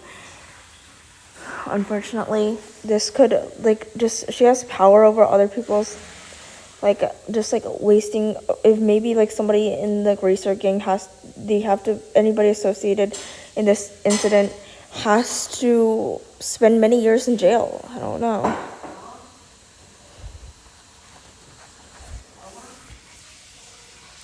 What are you doing?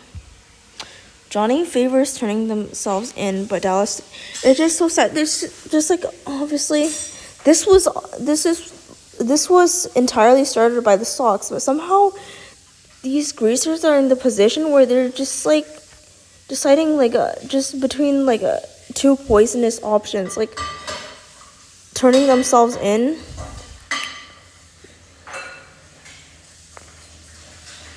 When they didn't do anything wrong, when this would give them an advantage over not turning themselves in but being guilty. This is just the worst dilemma. This is just like a haunted dilemma, honestly. So Dallas disagrees. So this is really the conflict between the brothers, and they were just best friends, Dallas and Johnny. Their conflicts are not personal. It should never be personal within the gang, like hating each other and feeling jealous of each other. No, it should be to relieve them of situations in which they are obviously at a disadvantage or just in a hellhole, and just they have to just pick your poison. This is what they're discussing. And the fact that one decision can give into a favorable outcome over the other, and you don't know, and just they both, Johnny and Dallas, both represent two options to move forward in their life, when one could produce a much more favorable outcome. This would be really likely that this guy would be blamed for a long time because he made the less favorable decision. He chose the less favorable option. I don't know. This is just showing how these established institutions of justice, just how can you decide something so obvious in just based on, if you were to see what happened, then you just judge it fairly. But because they couldn't see what happened, it's just going to always be trapped in vagueness, and the courtroom can just take everything literally. It is taking everything literally instead of interpreting anything nonsense. It just the court makes the judgment that makes total sense based on what is said, and the way it says just has great influence on what the judge determines at the end, and this will affect their reputation greatly. So the truth really is not, there's no omniscient God to see what happens in these really disastrous murders and violence, almost stabbing people to death. It just didn't get seen, and this is how it can be subtly twisted with omitting details and just changing intentions and things like that. It's just it is going to result in a court decision that's definitely not fair. Anyways, and there's just something so fundamentally flawed about bringing a specific incident to a physical inside room where the judge is the leader in the decision of what's going to happen to when actually both sides are the victims, but the only thing that the judge can do is just punish them. Sending them to jail isn't going to help the situation for anyone when they both need to be helped because they're both moral sides, really.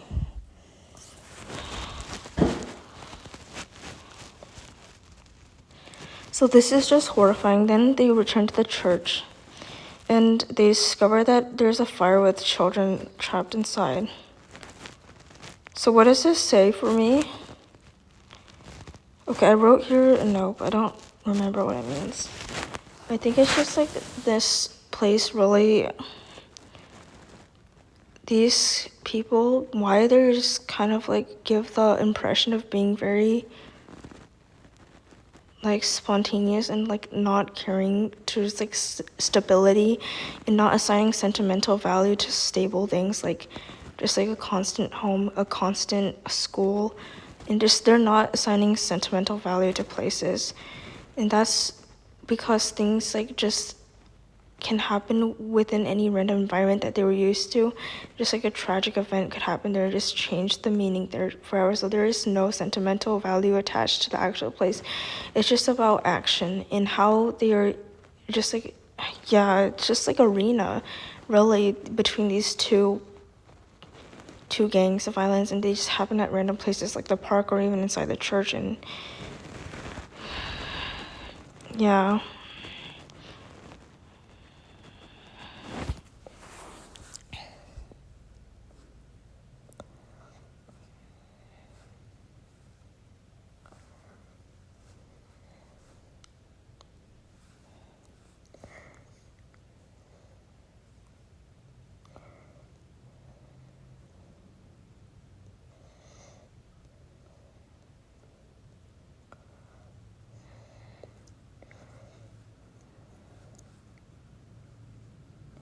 I think this is just kind of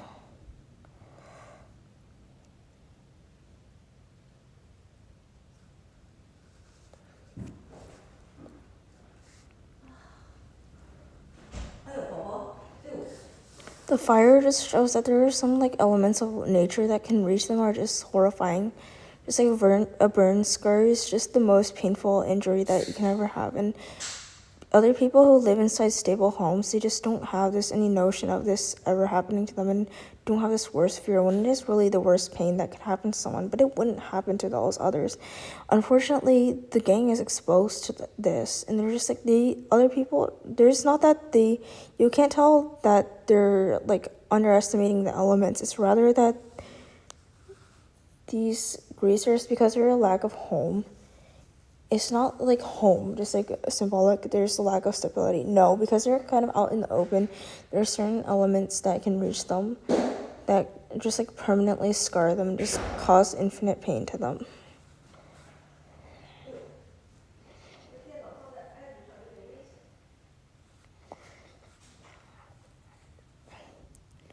People versus the elements against nature. No.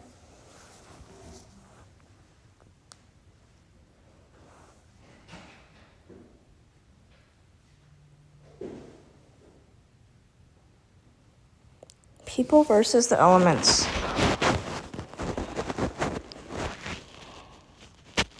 What's that mean? Let me see. I don't remember what exactly that means.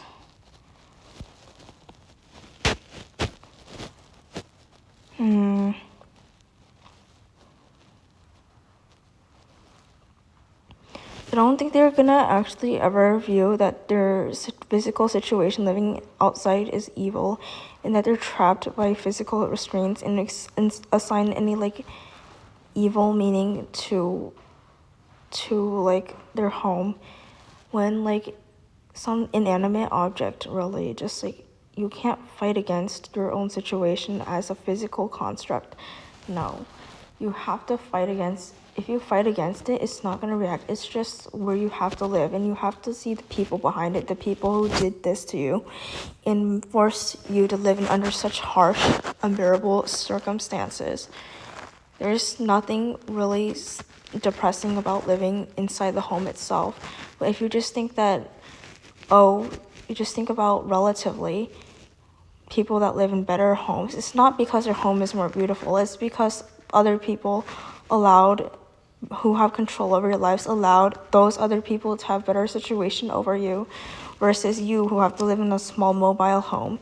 And you can't cause traumatic meaning to a home because the home would be just like the very sight of it, no matter if you live inside of it or not, this specific image would just cause you pain every time. No, that's not really how psychology works, unfortunately.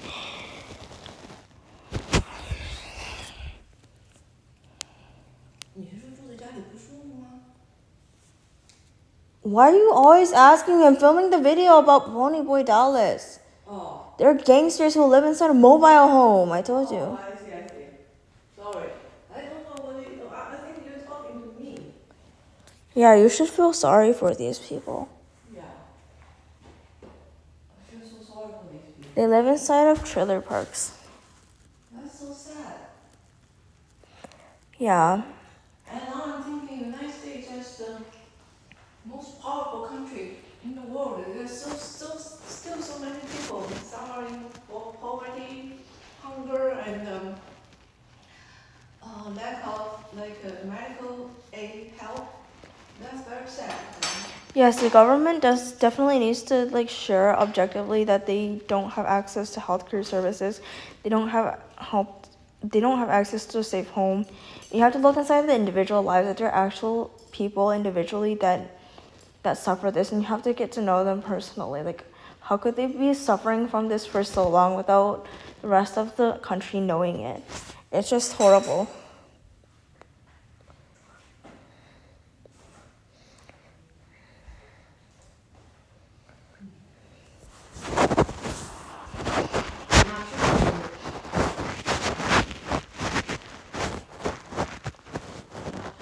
Panda.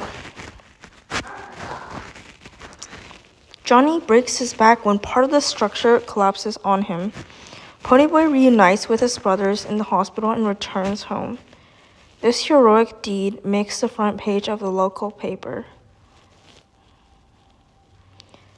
Yeah, so this reminds me just the bottom of, just the hell on earth, honestly, Gaza and in the Middle East, just the buildings collapsing on each other and just people stuck under the rubble for hours or even dying because they can't breathe under the rubble. It's just if you think about the worst outcome of life, you have to know that,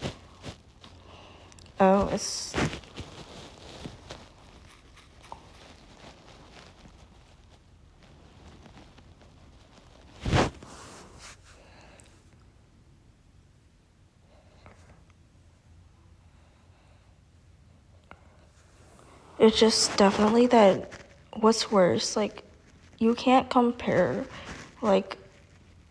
just stereotype, rich people is the worst pain they can be in is divorce or breaking up with your girlfriend. That can hurt very much emotionally. And on the other hand, but it's such a more crisis if it's life-threatening. It's just on a different level. Honestly, if you're just trapped there's a fire inside the building and you have to climb out the window.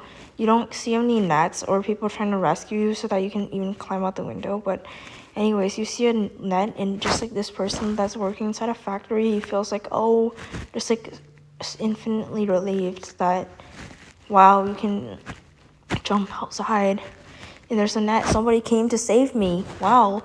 And other people never even need to feel this level of relief. Ever. No.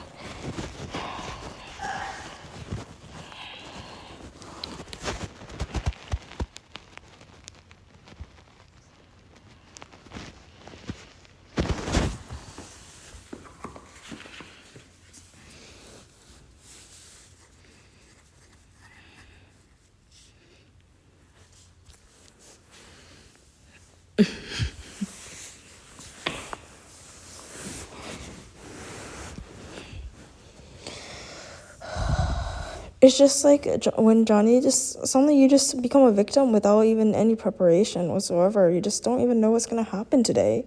You don't even know what tomorrow brings. Suddenly the building is collapsing on you, and just think about your entire body being crushed by a crumbling roof. Just horrible, man.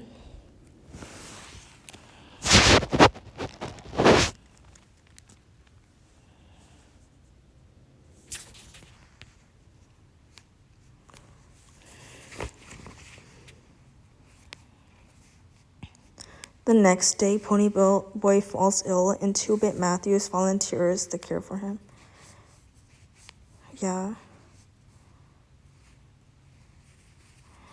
The fact that they can't I think what I meant by they don't associate it with being trapped by circumstance, I think it means like they're just not, they can't live anywhere else except for their home.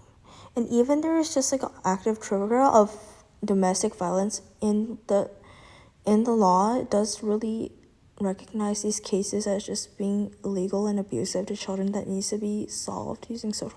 But social workers cannot really, they're not really there in the 1950s or whatever this time is at.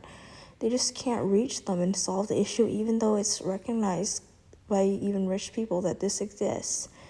And they just don't even make an effort, these rich people, to have actual action by authorities to reach these poor people. Even though they make it exist, they don't care about the individual cases and see who is actually suffering this to bring attention to it and stop. It's just kind of an act of acceptance that this is more than just domestic violence and interpersonal, and that they're just trapped in the mobile home, and the mobile home is the greater problem. Poverty is the greater problem than just domestic violence, which is also a problem.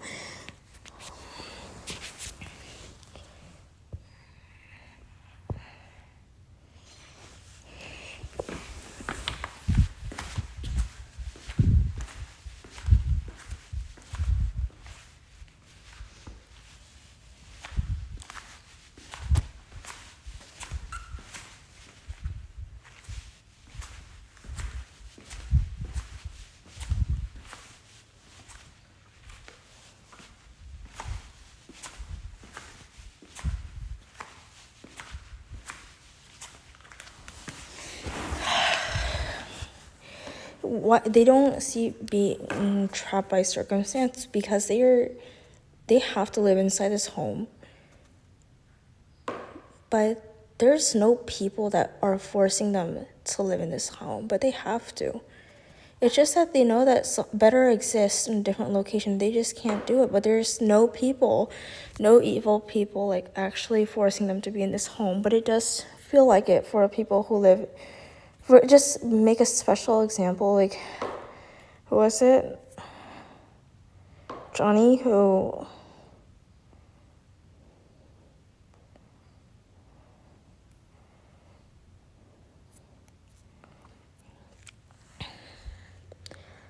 just was it Dallas? I don't remember. His parents fighting and like trying to beat each other. The man probably being the woman. He just feels like his parents. He probably even hates his parents too, and he just feels conflicted about that because you're not supposed to hate his parents, but his parents are just causing him misery by doing this conflict on their own, and he can't complain it to anyone, really. He just has to live with it, and he has to suffer with it with no resolution. Yeah, and he feels like his parents are actually chaining him to where he lives, and he hates everything. Just like, it's hard to hate everything separately, honestly. And just imagine the shame of just going to school and everyone else is living in a normal house when you live in this little trailer park. It's just horrible.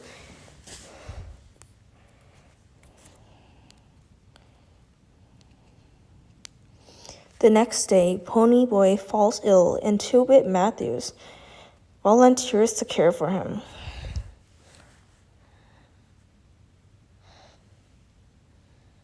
Yeah.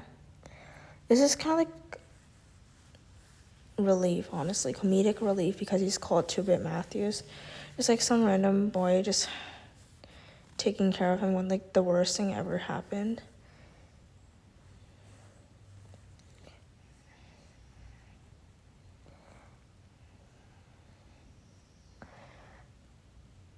You know, just like fire with like random little children trapped inside and just experiencing the worst fear of their insurgency of their life ever, just knowing that they're trapped inside a burning building and that young.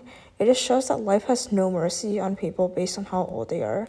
Even just things as random as the elements can't be prevented by just like architecture and whatever like studies on like buildings collapse or whatever. And this is just, it can happen when tragedy happens. It's always external. And even just that you're using the obvious example of the elements, which doesn't have mercy on any location. It just happens to target these children. They just have this trauma instilled in them from a really early age. Life doesn't really have, and this just really needs to make the inference that this is what all the gang members from the Gracer gang or just have been sentenced to. Like from an early age, they're just exposed to the horrors of life, unfortunately. Just think about it. When Johnny fatally stabs his enemy, how is he supposed to feel about it? There's no book or there's no reference describing how people feel after they accidentally murder someone. He just feels what he feels, and there's no reference. He might even he probably could feel devastated and just frightened for his life, but he could also feel something good. You know, when other people, just imagine if they could tell that he feels good about it, then just call him a psychopath, and he just even starts doubting himself, honestly. Just like, how are people supposed to navigate what they feel after something so humongous, tragic, or wonderful? Either way, there's no way to navigate how you feel after the first reaction, unless you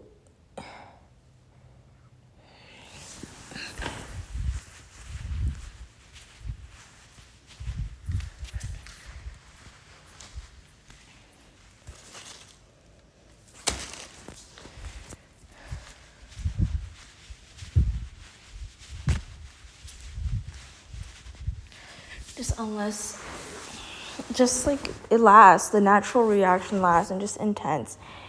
Just you feel what you feel, honestly. And that's just part of your life. And you can remember it for as long as you want to, honestly. Just because you feel good after you do something really devastating, it doesn't ever mean that you're a bad person. Only if you channel that feeling through to commit an unreasonable act of revenge. Yeah. What you feel, just like the mysteries of the mind, honestly, you can feel anything. And it can be, and because you can feel anything, and these feelings are mysteries, actually. Emotions of a specific person are mysteries, I think. And Pony Boy, I don't know, like, you don't even know, like even trauma is a mystery, even though there are psychologists helping you at that time, and there's not much information about the psychology of this. Just like specifically murdering someone, it should be studied, but it can't be studied. And you just see that they're murdering out in the open without any consequences harboring over them. They just feel a certain freedom to murdering. And that means that maybe like violence and hurting other people badly just gives them some satisfaction. And the fact that the psychology doesn't realize this infers that they don't know the circumstances where, and it's just like the gang is just being a gang member born as such is just a special life that other people are not exposed to if they are born in a different environment.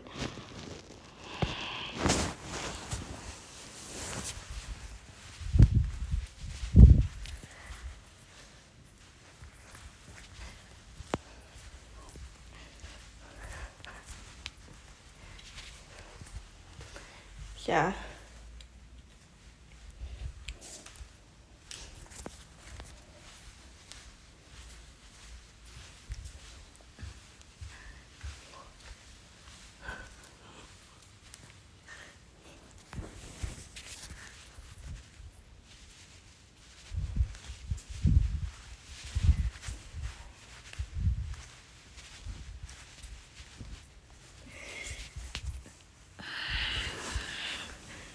Yeah.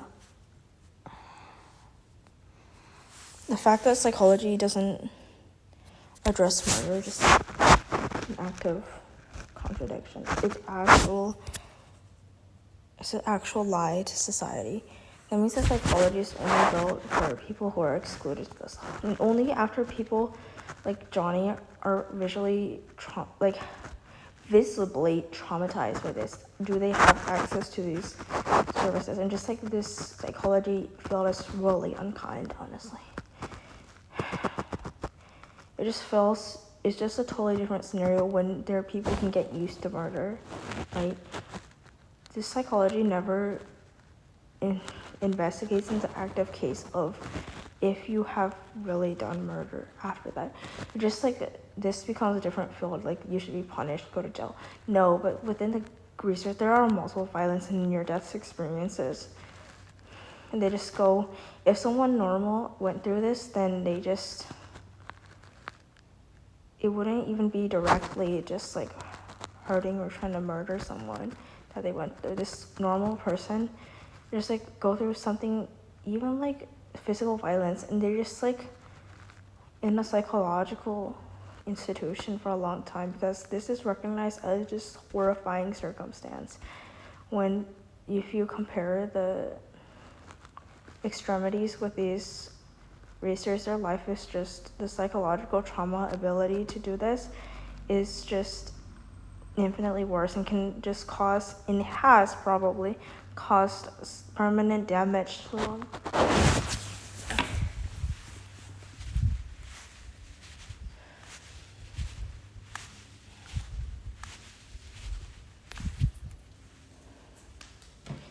Yeah.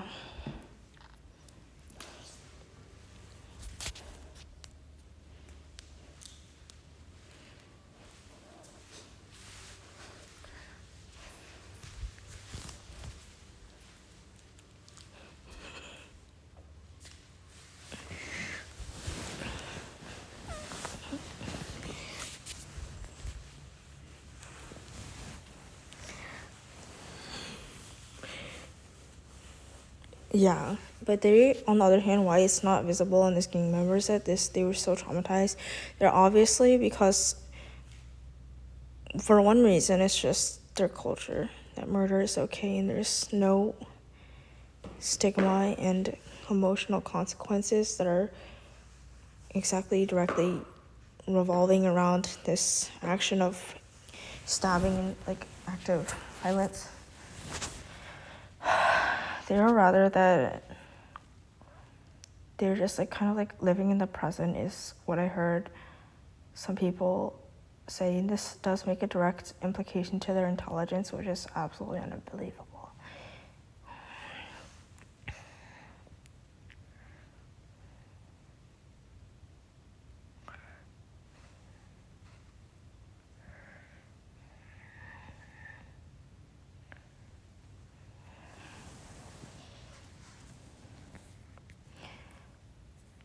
Yeah. The fact that such a specific and like deep inference about their intelligence can be made about something that makes them suffer so much. This is just an evil because it's just like stereotypes building on each other and not people like acting in gang and spirit from each other to bully. Because it's not verifiable through actions, this evil can't be identified.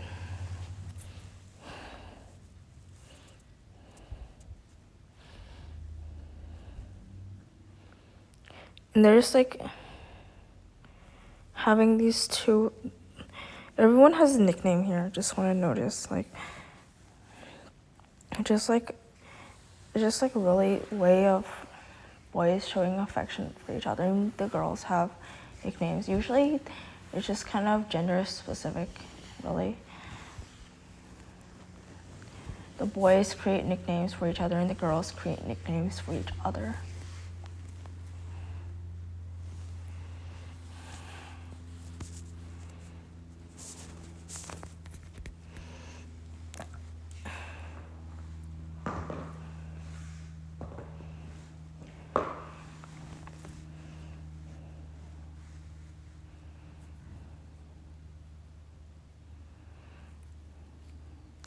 And just think about it, someone like in the hospital, maybe dying, they had this nickname, just like the person that created this person through the nickname, you can really create someone, their personality through just like the vibe and this. What do you mean by the vibe?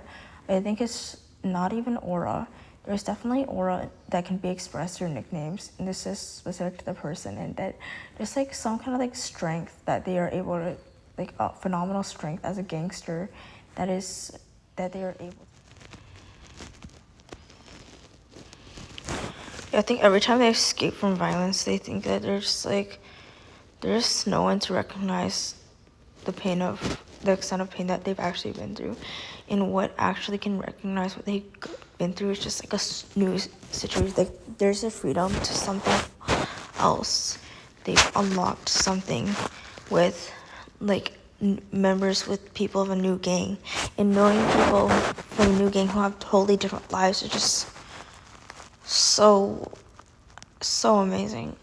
Like just to know about the lives of other people that didn't exist before, you didn't know existed before, and that they are in a different environment, and you want to see like the crazy, like kind of like rumbled and like broken down environments that they like to put themselves in, and just like it sounds pretty stupid, like hanging out in some kind of like abandoned church, but they just really want to go to new places, and like even areas that cities are next to each other, they just look totally different and give you a totally new, like maybe even magical feeling. And because they're part of a gang, before they had to stay at home in their small home and just like dingy and small and just unbearable, maybe even a mobile home because they're so poor. But then they are able to, when they're in the outside in the actual city, it's just so beautiful. It's not even just like comparing to their little mobile home, just somewhere new, and going farther. They usually don't have the chance to, and it just gives them a whole different new feeling. Yeah. And when other people see, who are normal, like able to travel and they have money to, even to different countries, which is even more inconceivable to these people, they just like look at these people and think that they're like so nomadic, and they're just like I heard a stereotype about like people in new environments are just like really physical and impulsive, like give this like low IQ kind of feeling. Not low IQ, it's just like really superficial kind of feeling to them. Just like there's a moral quality to and again justifying the impression that they're always doing these violences on purpose.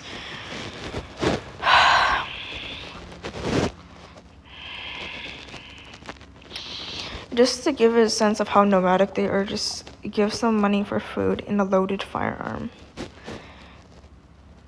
Yeah.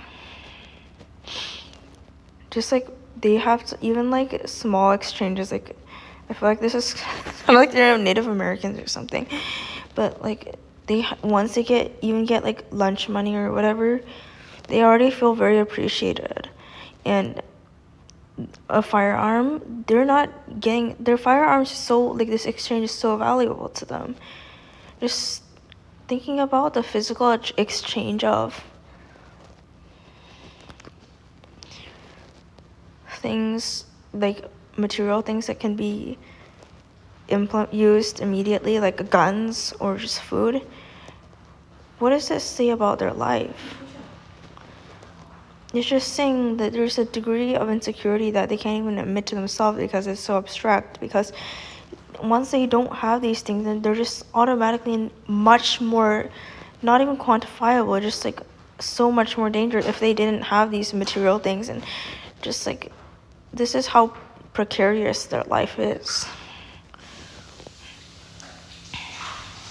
Just imagine if they didn't have money for food, then they'd just be hungry. And they have money for food, they just feel much better.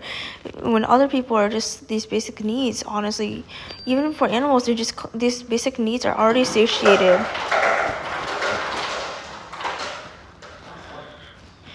The loaded firearm, I mean, the fact that it's loaded, it means that yeah, they have to use it. They have to use it. They have to shoot someone dead even, right? So where they read Gone with the Wind aloud fast all the time. So the fact they actually read books might even be surprising to people who think that they're just like living on their own these horrible violent lives and they're somewhere hidden, when actually they go to school. But when they go to school with the rich kids, they can't be identified that they're part of a gang. So it's just people don't know about them, and there's kind of like an emotional moral barrier to the fact that they read books. Why people are not willing to admit it? First of all, they think that gang members, they're just not interested in it, and because they're interested in violence, they're willing to commit it. That's why people have a choice wherever they're born, poor or not. They have a choice to become unraveled in violence or not. But actually, no, they didn't have a choice. These gang members, they have to be surrounded by violence all the time.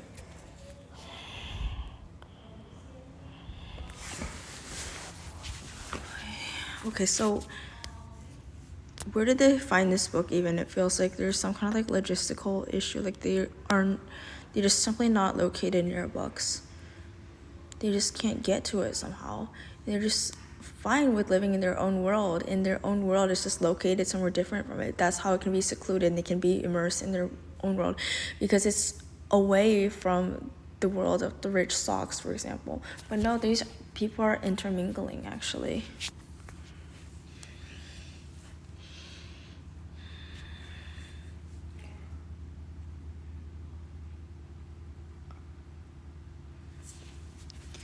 Yeah, let me see what Gone with the Wind is about and why would they be interested in this.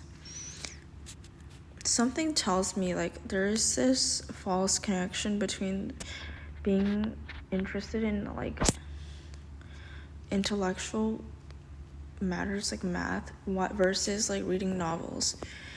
And I think there are two types of novels. Like personally, like I feel like fantasy novels, like you can't really get into it if it doesn't spark any emotion, like because it doesn't reflect any experience in life that someone can go through and just learn from it that it actually did spark a horrible emotion and sharp emotion. They're just making up really like fairy tales, like kind of stitched together. But other novels are really realistic. Even though it's not true, it didn't happen, it's really realistic, in which makes it much better.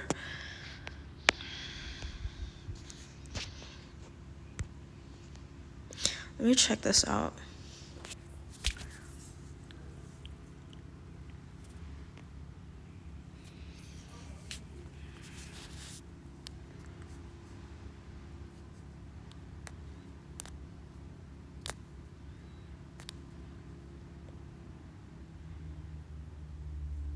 So this novel is about the destruction of war. As you can see, this woman who's... So let me tell you like why I could feel bad because for people who are born into wealth. Because it does have to do with poverty, because they can be absolutely destroyed because they're what was given to them, because what were they born into, they just be taken away, actually could be destroyed by something like war. And they just can't handle it. They don't know how to survive. I'm not saying that gang members can survive better because they're like brothers and they just teach the others lessons, intuitive lessons about how to survive in this specific type of climate. And it just like also has to do with the loss of, like, for example, this rich daughter who was the well-to-do plantation owner. Like after she gets this loss, like how does she feel about the life that she has before? Like she just like thinking back to her happy days and thinking that like even something as evil as war, she could actually be external to it, when it just completely actually ended up destroying her, and she didn't even know that it could happen, honestly. Just because you're rich, it doesn't exclude you from like the true tragedies of life, which can actually just like arbitrarily pick people to ruin their lives. Like you could be the one, but because they were rich, she was actually deluding herself that this couldn't happen to her and she couldn't she wouldn't reach the bottom ranks of society.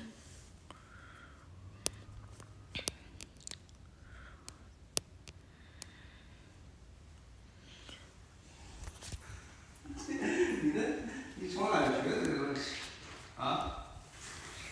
从哪学的你这个啊？挺会讲的嘛，这个人。嗯。No, I'm just. Who's your audience? 你想给什么样的人讲？ I'm just like kind of like seeing like the emotional journey that the characters go through, but it's not written down on paper. OK。挺好的，你要通过这个讲挺好的。So Gone with the Wind was 你 very. 有平台，你有开放可以炫吗？ I put it on YouTube. On YouTube？ Gone with the Wind was popular with American readers from the outset and was the top American fiction bestseller in 1936 and 1937. That means that this was literally, this author chose to place this novel in the setting of World War. Oh my god, this is embarrassing. I think this is World War II, actually. Yeah, this is World War II.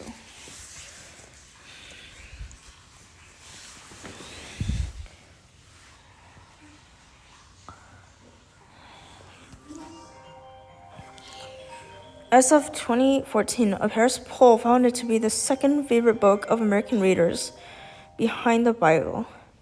This is how popular this book is. It's just the Bible's not even count as a book, like a novel, and the Bible is just the Bible. And this just means that this is probably the best. I mean, this is the most popular book of 2014, which is really recent. This was written in the World War I/II era. That means that it's probably most relevant during that time. No, but it's still so popular now. Yeah, I wonder what makes it popular. Is it written really interesting? Or maybe it's written really beautifully and interesting. I don't know. Yeah.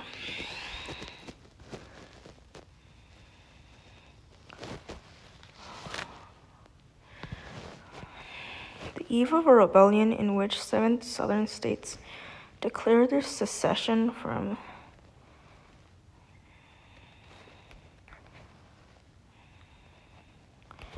I think it's odd that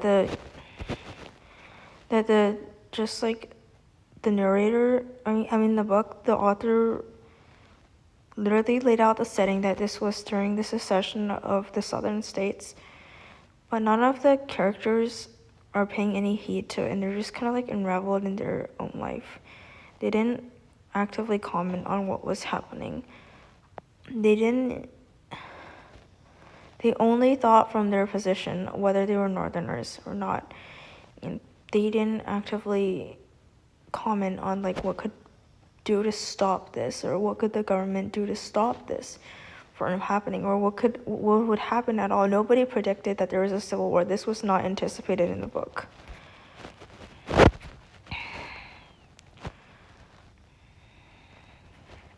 So there seems to be a love triangle here. Okay. So the main question is what war can do to change our lives forever.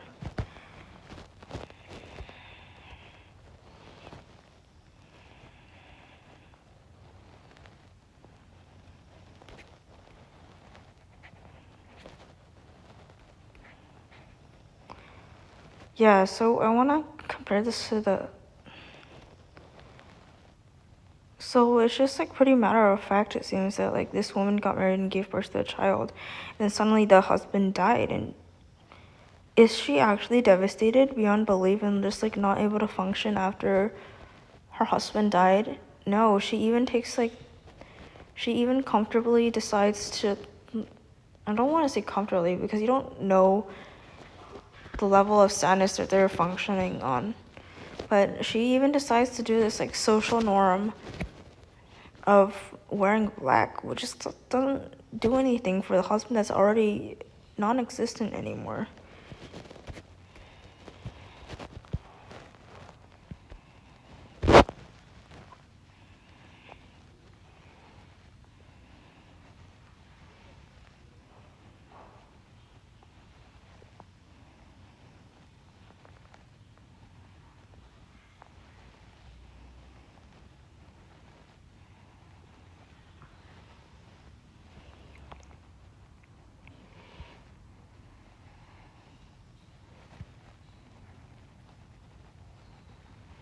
Yeah, so Scarlett, she chose to live in a growing city. Okay?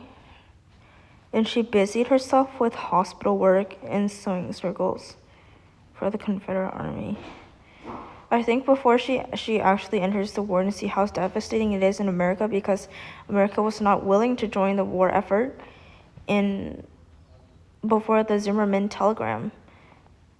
I'm not sure about my memory of the history, but it seems that the American would not be fully invested in the killing, like just like inter-country killing kind of war, and there would no be trenches, and it wouldn't take place in the American states, right?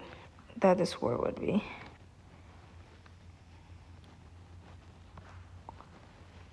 Confederate Army. Yeah, this almost confused me. This is really scary that this is like the Civil War because of the Confederacy and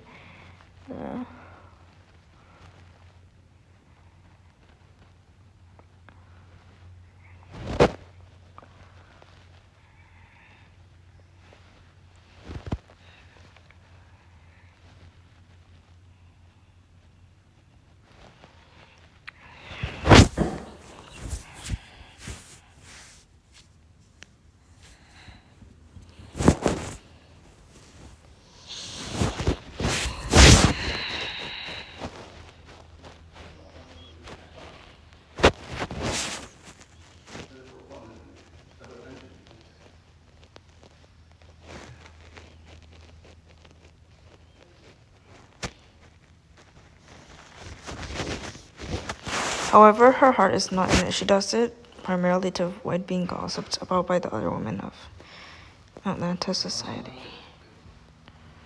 Additionally, she believes her efforts may aid Ashley, with whom is still in love. Would it be called, like, yeah.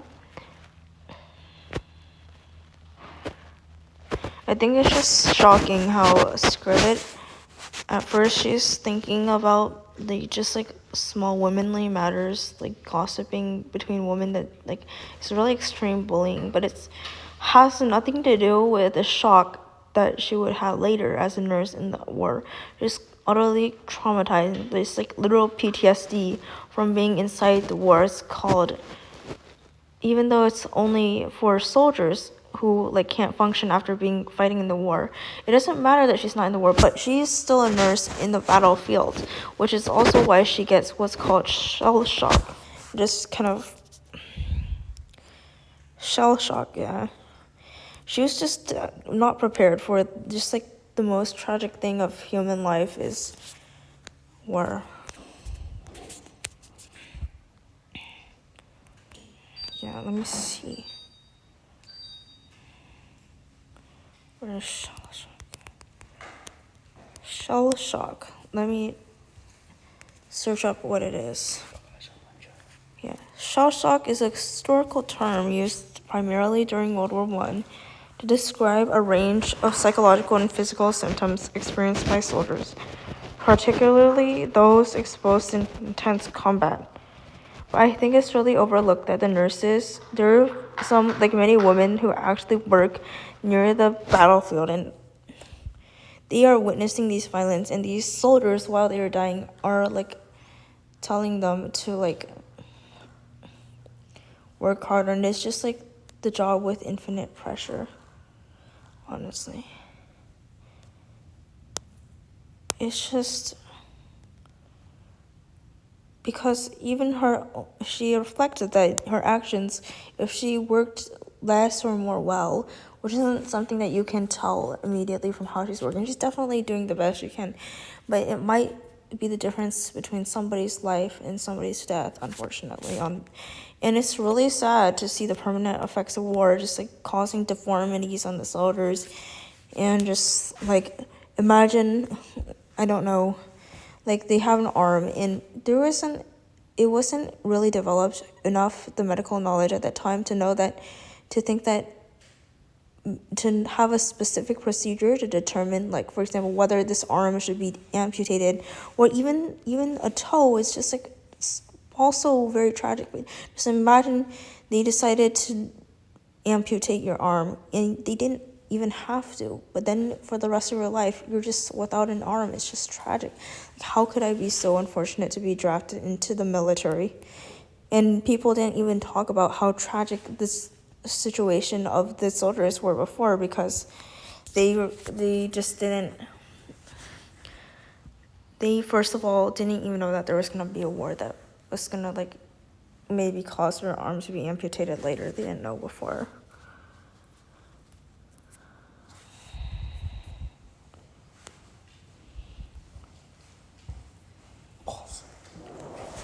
这还有一个东西叫 recorder， 它可以直接只录声音的，录屏幕的。你屏幕上有东西吗？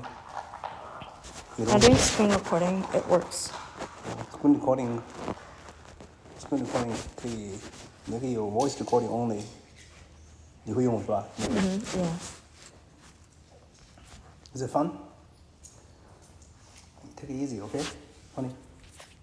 我只问你一个问题，把我上班去。你有什么要吃的吗？想不想吃东西啊？告诉爸爸。Do you want to eat something? 你喜欢他发出这种噪音吗 ？I know Coach Anna hates this sound, right? Is it? It is sound that Coach Anna hates. Hate Yeah. it, right? She's so annoying. Are you okay with this sound? Coach Anna's really good coach, but she's way too hardcore, honestly. It's just tennis. The techniques that she was teaching, I don't know where she got them from. Like, it's just like a 2 straight arm. Just think about it logically. If your arms are straight, how can you hit the ball fast? And then if you thrust it forward, then the arm has to break, right? And it's just like, and then it's just going to the 它是叫你 lock 你 side. 的 elbow 吗？它叫 lock elbow 吗？ No, it's just like drawing a straight circle. 嗯哼。 And then it's just like, it doesn't make any sense. It's It's not like, natural. It's not natural, you right? can't go forward, continue forward like this. It has to break to the right and the 我问你 left. 你当时有没有去有没有 question 他 ？Why do I have to do this? What the heck? Where do you learn this from? 从阿塞拜疆。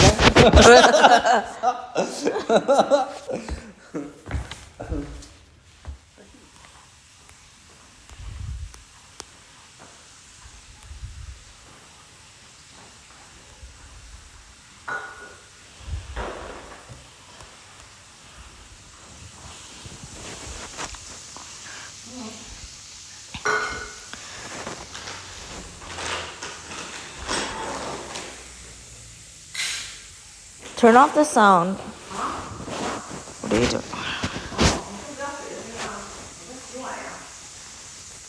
Whatever, you can keep it on, yeah. Okay, so ironically, when Pony runs away from his brother, who is... Ironically, when Ponyboy runs away from his brother who is protecting him, he is exposed to even more violence. And it's just from the enemy. It's because it's from the enemies, and the violence is way worse. But it's from the enemies that, ironically, this violence feels way better to himself. So it's not the degree of the violence that determines how frightened he is. He's not afraid of the violence himself. It's just incredibly more agonizing to be punished by his brother and get not punished by his brother, just like beaten by his brother from his actual individualized anger towards him.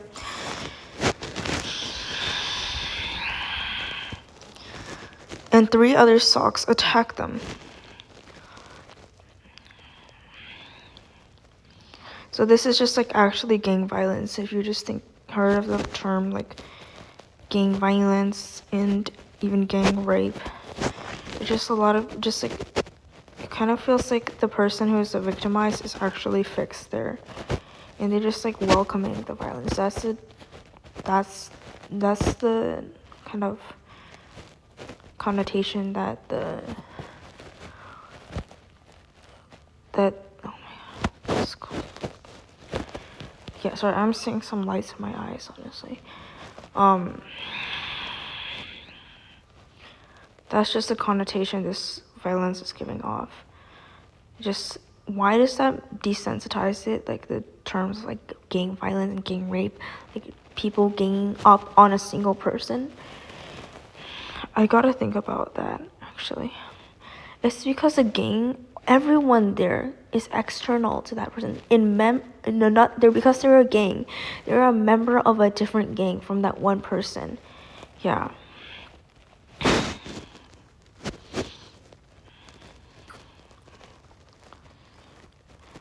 This is just the most extreme violence that actually comes to fruition. That Ponyboy's almost drowned in the park's fountain. So if he didn't fight back harder, you have to think literally about the. I need to find the word, just like the.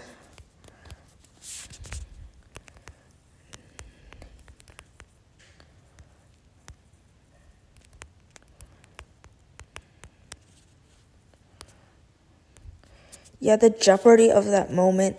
Just like if Ponyboy didn't fight back harder, he might even almost died, or maybe he even like end up completely traumatized in the hospital like for many years. Like this is actually like a life-changing experience emotionally. Why life-changing? It's because he's never gonna forget this, right? And he also might be permanently damaged by it.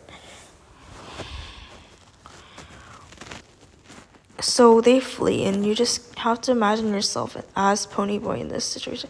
Like, if he feels any excitement about fleeing and going to a new place that he's never seen because of this change that he was beaten up, when he never really got this excitement before in his life, just think about the first time Ponyboy had this violent experience in his life and how he felt about it would actually last to later. If he felt excited about it, everyone else, just like maybe the adults, see that and just think this is wrong, like, and they couldn't even understand why he would feel something positive about this. But there's something so exciting about it that make gang members maybe even actively put themselves in dangers to gain the experience. I feel like this is really a really vicious cycle. He brings a note from Soda Pop that urges Ponyboy to come home, as Cherry's willing to testify on their behalf. Johnny favors turning themselves in, but Dallas disagrees.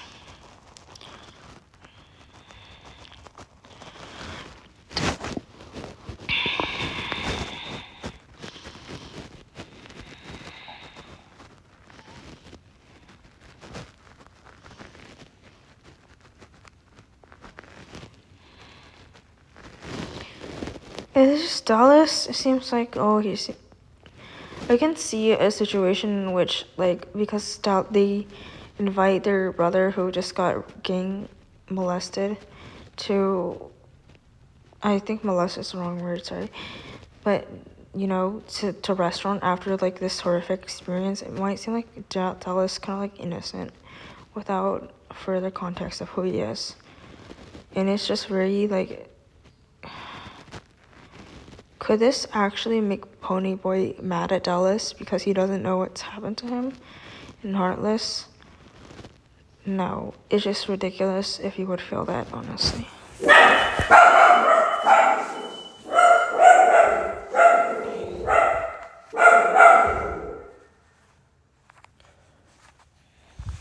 He brings a note from Soda Pop that urges Ponyboy to come home, as Cherry is willing to testify on their behalf. Now, this is just where things get really weird, I feel like.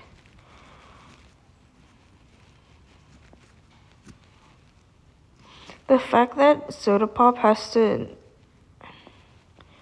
read the note to decide how to lure Ponyboy back home, just like crazy why they have to use such roundabout ways to like get Ponyboy to feel safe. And it's just obvious, like, after he's been he's kind of like taken away by other members of the gang. I think he's very curious about them. That's why he wants to have adventure to go to Windrixfield with him. But I think he needs to remember it's not like he needs to remember his family more. That would be really hurtful to Ponyboy if we're just recurringly saying that he doesn't care about his own safety, and his brothers are always worried about him, trying to take care of him. Yeah, but it's common sense that he should go home. But at the same time, it's just like,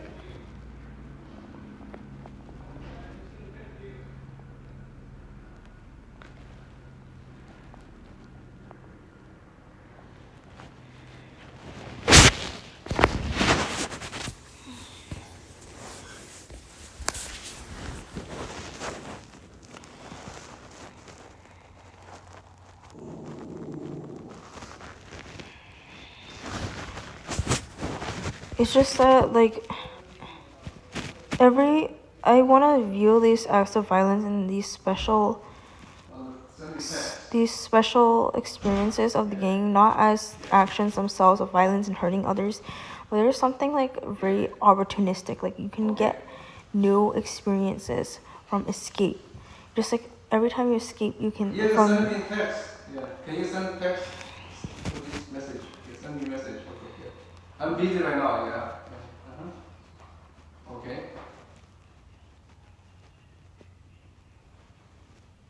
Okay.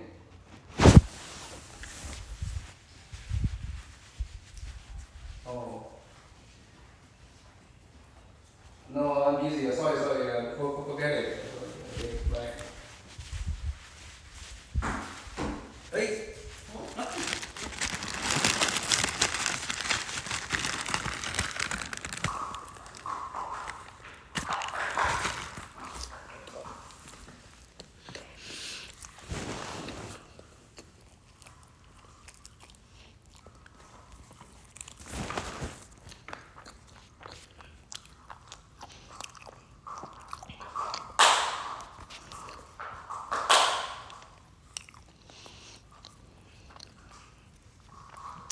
Yeah, so I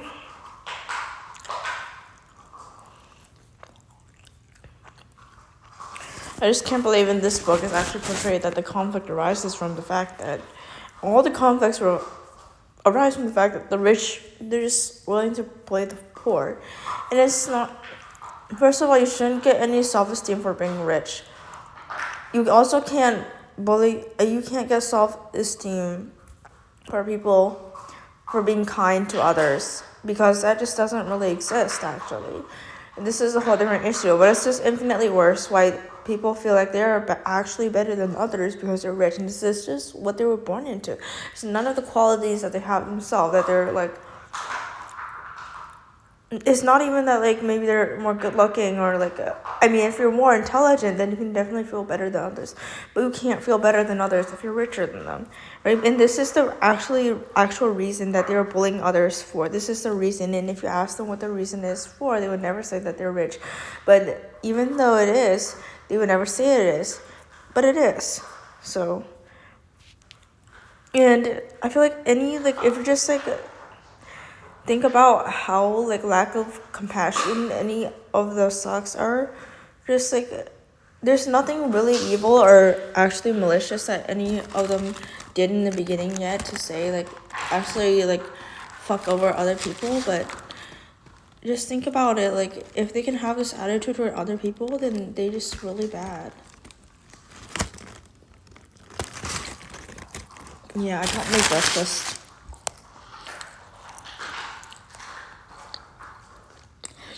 You just think of like you have to think of like the perspective that one person has to have. Like if you see somebody like Dallas struggling because he was born into, the only thing that you should feel is sympathy. And we're not saying that how sorry you should feel, like you should be like extremely sorrowful, but you should know that they're like really unfortunate and like there's nothing you can do to help them, but like you should feel sad that there's nothing that you can do to help them because they were born into this other unit of life that can't be helped because they're actually recognized by authorities as really bad people. And nothing, because there's nothing, I'm not judging like the authorities, their morals for like their lack of seeing how bad their life is.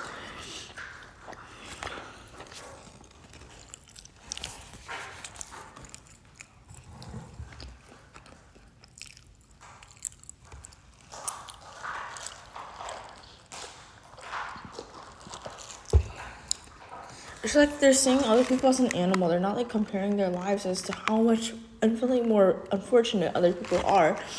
As like two people like feeling sorry, one feeling sorry for the other. No, they're just seeing them as different animals. Really, they're just seeing them as animals. I feel like because they didn't take their suffering to heart. Really, they didn't take the like situation that they were forced into to heart.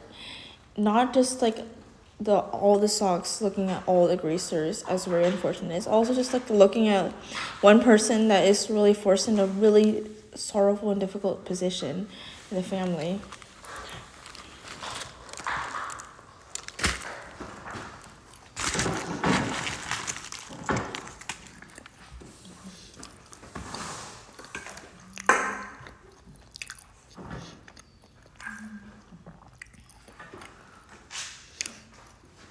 Yeah. Another thing, yeah, it says, how do they bully them? I would think at first that they were doing some like bullying through the school, like bullying to make them feel bad about themselves, like they were actually stupider when actually it's not true. It's just they didn't get to go to school, they didn't get the same education. It's just obvious, and they just want to feel better about themselves because it's really because of some insecurity of themselves that they feel that maybe they see people like Derry and I don't know, Ponyboy, he's also doing very good in school, but Derry seems like actually really smart guy. I just feel threatened by him. It's not because of insecurity, it feels like. It just seems like they're just ridiculous. It seems like, okay, it says the Sox harass and assault Ponyboy until some of his fellow greasers chase him off. The fact that they can just like lower themselves to the level of the greasers, the physical attacks, just when when like the greasers, the poor greasers, they're using violence to protect themselves. They hate to use violence, and this is just their last resort for self-defense. But anyways, the Soxes choose to attack the greasers because they can, and just like kind of like saying like this is the worst insult ever. Like I would like to attack you, so like I just don't want to ever see you. And I think you're just like to lowering them, degrading them to the level of animals, that you can use violence against them. If you had any physical respect for them, you would never apply the physical move on them. Yeah.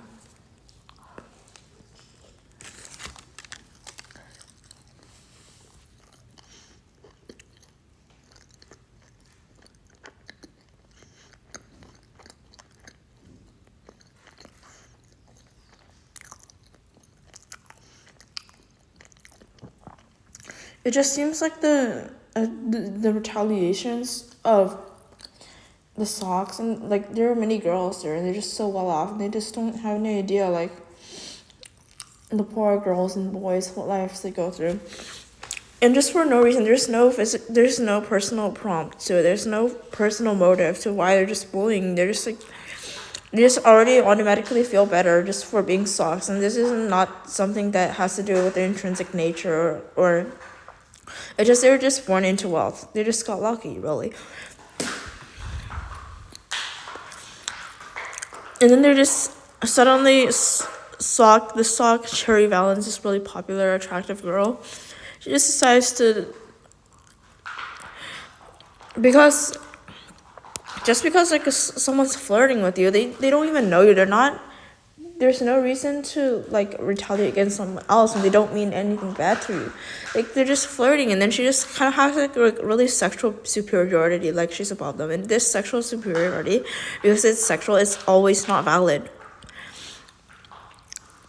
It's always not valid. It's just like the culture that it promotes, that like really rich and popular girls are like kind of like delicate. They're always like happy while other people are suffering. She just I don't know, tries to like manifest suddenly her and disappoint Dolly. Maybe she wants he wants to get to know her better, but after that she just like automatically insults him by splashing him with Coca-Cola. What does it say? Because Cherry Valens is really like, see later in the novel, she's like a really popular girl, and she's like thinks that she's like really classy, probably.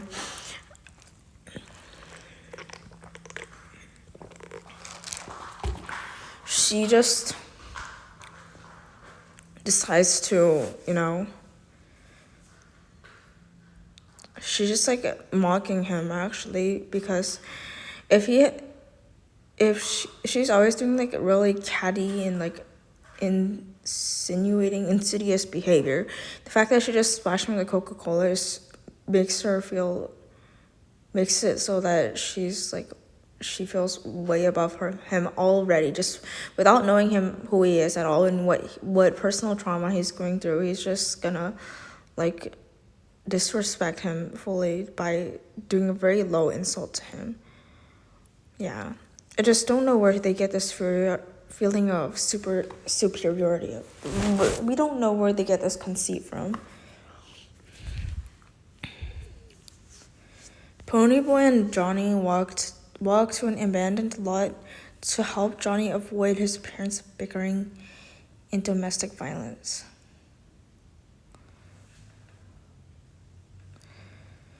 Yeah, this is really extreme, okay.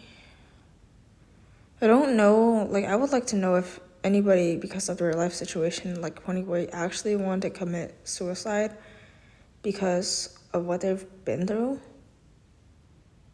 Yeah, I don't know, actually.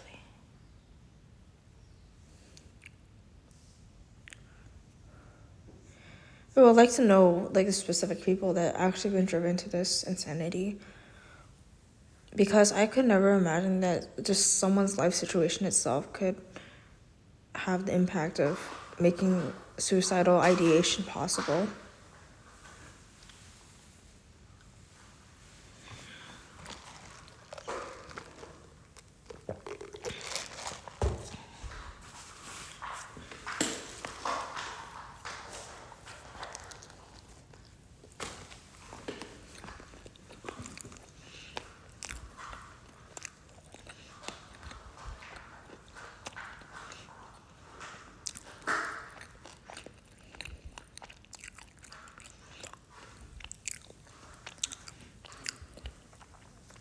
If you think about Johnny, why he's also put into like the same sentence is, I'm not saying like, oh, this is just grammatical thing. He's probably saying that Johnny also feels really like driven mad too. It's suicidal, I don't know, but it feels like Johnny is also really driven mad by this. If you really have to think about like the physical image and his bickering and domestic violence, it seems like it's just like they feel sad and empathy for people, for their parents, for maybe his, like they're like actually hurting each other and they get really torn apart. Their heart is torn apart by the fact that these parents, they're like once married and they had this child, but they just no longer honoring each other, unfortunately.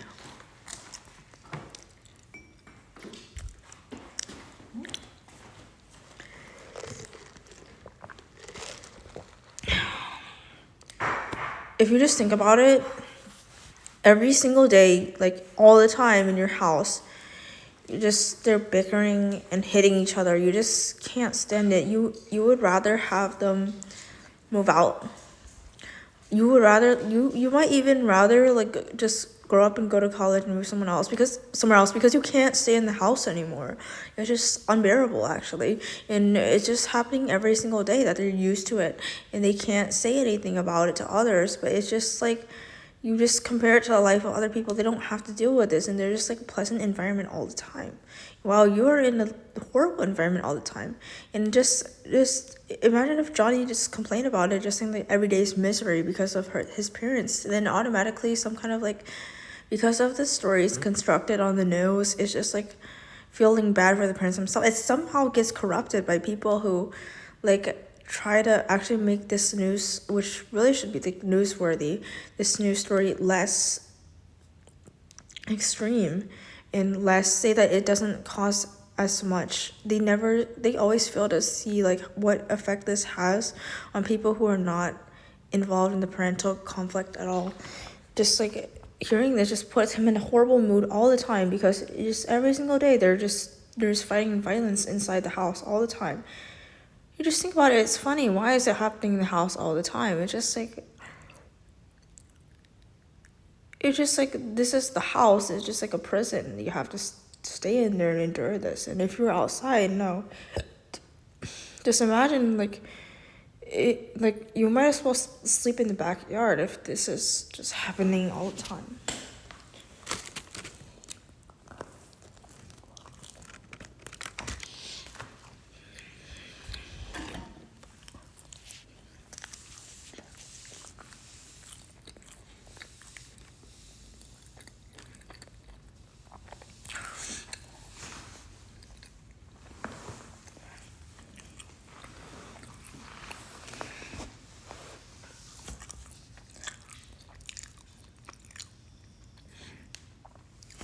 Okay, so next, Ponyboy falls asleep, and Johnny wakes him a few hours later.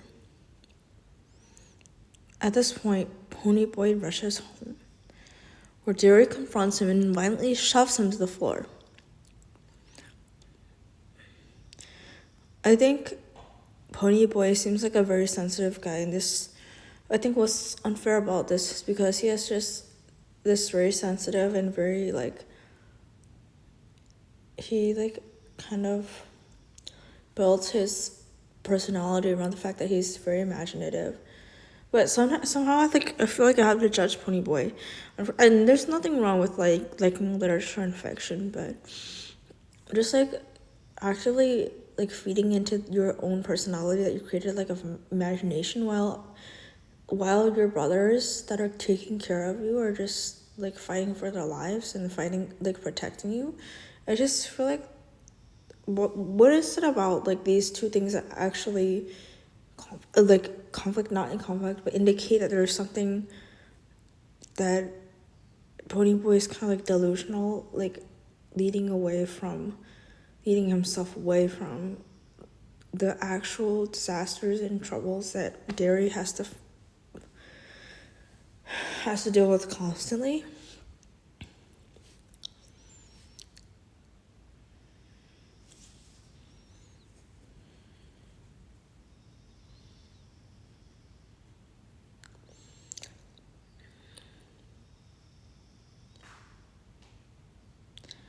And I don't want to make comments about just a fictional character feeling this is kind of off limits talk, but I feel like the Ponyboy is just taken care of, and he's so struggling actually, and he's worried about his own thing, a girlfriend, Cherry Valance, and he wants to do well in school.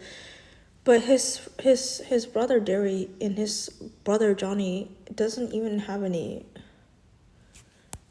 They don't even have any right to go to school. They're actual gang members, and the fact that it's not his life is better and he's committing he's imagining suicide when the other characters are just really in their life, immersed in their life and just fighting for themselves and fighting to protect each other. No, it's just he's completely taken care of by Derry. So I don't know why he feels this way. There must be other details in his life, something bad that happened to him, but we don't know because it's just a book.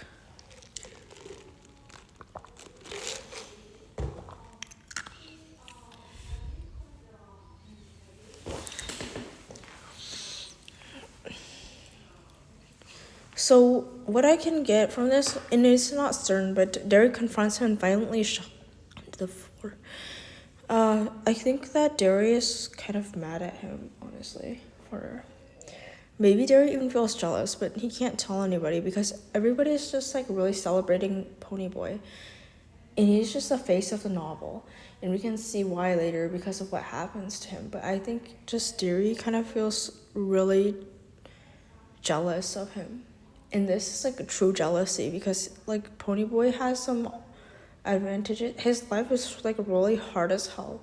But Derry feels bad, and he doesn't like Ponyboy. He thinks that he is actually more intelligent than Ponyboy, unfortunately. And it seems that he does make decisions that are very intelligent and just helping his life and actually helping others in his family. And Ponyboy just feels very sad, and he's very internal while sharing what makes him special. And we can't judge Ponyboy for this because his life is extremely hard.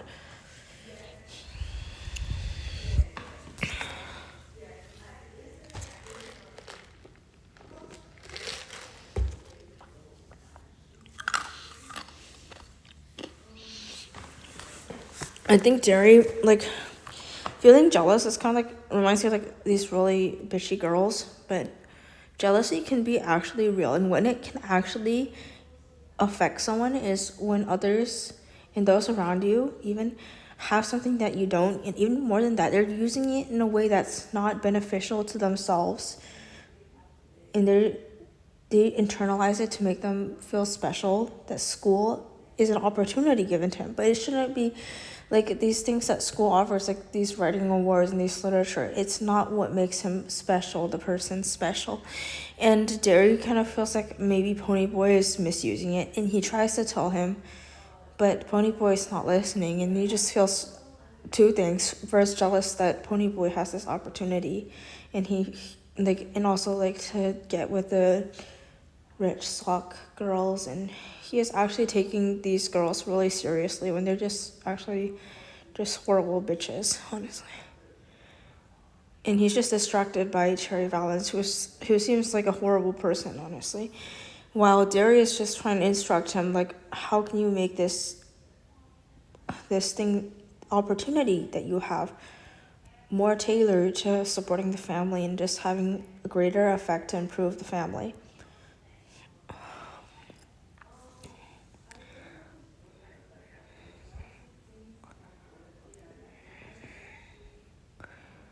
Yep. And then Ponyboy,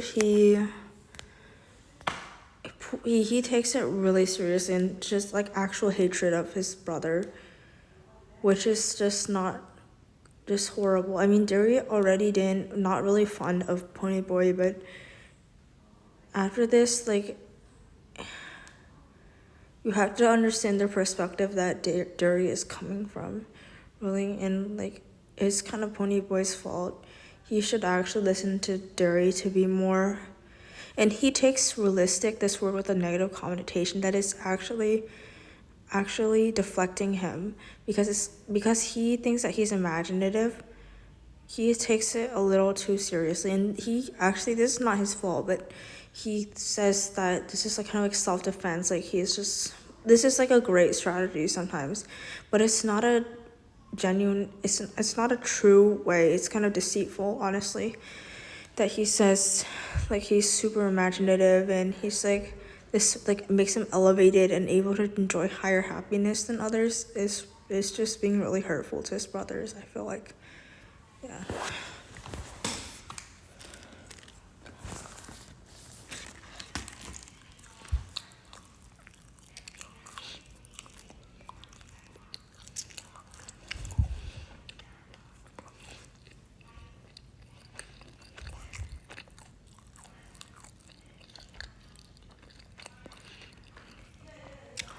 I want to think from like just Ponyboy's perspective only.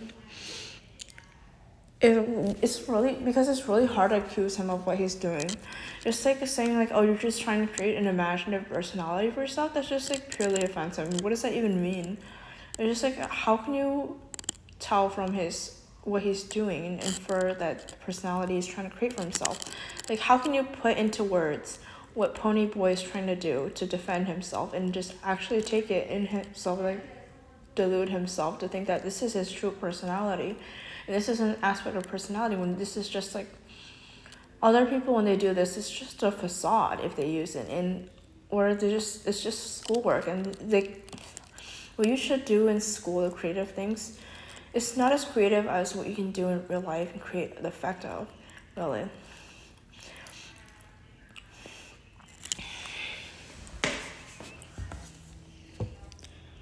And just think from Jerry's perspective, how can he like even influence Ponyboy when he can't even put into words or even tell that Ponyboy is trying to do this?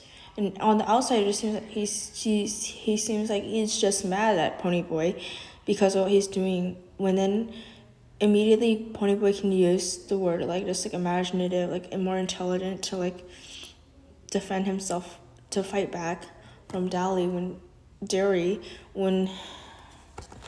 Yeah, it's just really, and it's just like some kind of like this word imaginative and like kind of like imaginative beauty, like, you know, it's just like when they cite this word, it's just like, and like other people who don't understand the situation, they just seem like Jerry is actually bullying him, and just like this is really deep, like he's bullying him for this personality when this is just who he is and what makes him beautiful.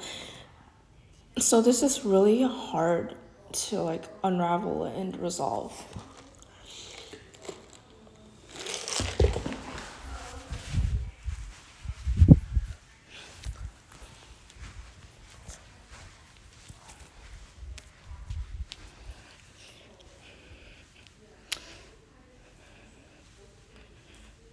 you have to like also feel bad for Ponyboy in this moment.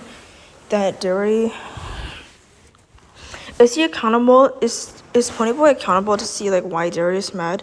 It seems like he doesn't make any effort to find the real reason why Derry like outlashed in the moment. And actually, you misinterpret it to think that Derry just mad all the time because he's just a gangster, and it's very evident in the book that Ponyboy feels very superior to Derry and being like more intellectual. But this is just really hurtful to others.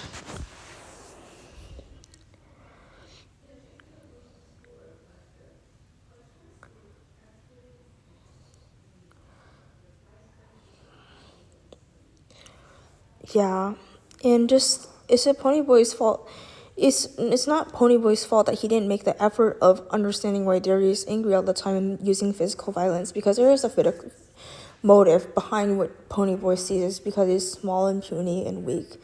It's not because he's picking on him, and just to think that isn't an excuse to say, oh, this is why you should feel sorry for Ponyboy because he feels like he's being picked on. Oh no, we're not doing this like a really just like a wallowing in self-pity thing. It's actually that he is also at fault for, after knowing his brother for so long, just to like feed into the kind of like stereotype that Derry is really just a gangster and just has no heart, just hard-hearted is what they use to describe like these hooligans. And they're really not hooligans.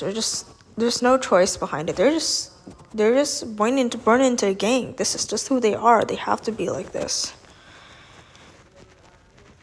Yeah.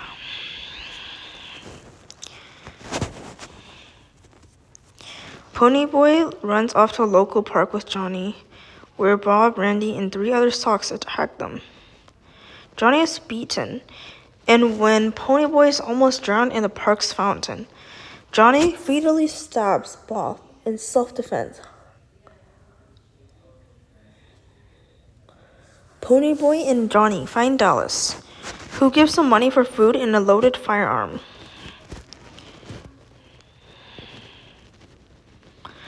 They flee to Windrixville after hopping on a train and hide in an abandoned church where they read Gone with the Wind aloud to pass the time.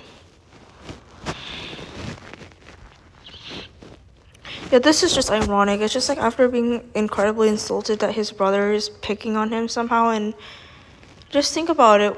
Whatever Derry wants to do, like picking on anybody, it's not coming from a place of, first of all, it's not coming from a really immoral place that he's richer, because he's just in the same situation.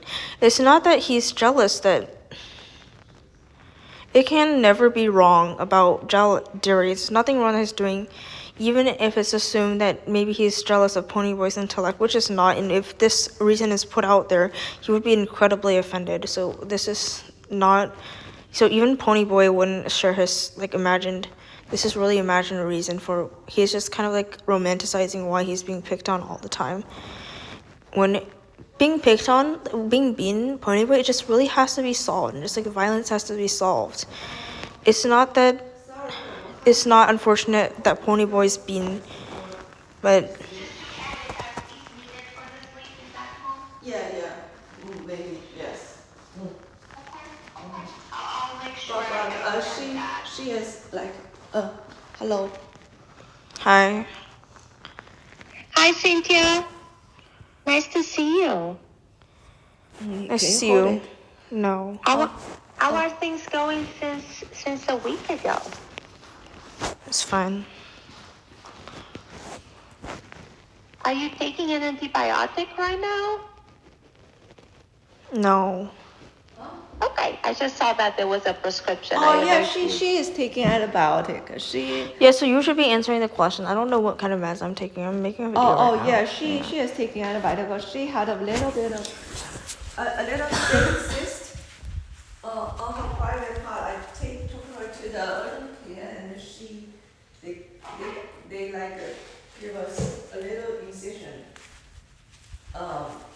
I think because she didn't take a bath at all, maybe it's infection over there. Then she had incision on the cyst, and then they gave her some antibiotics. Okay, thank you. Okay. 我出去。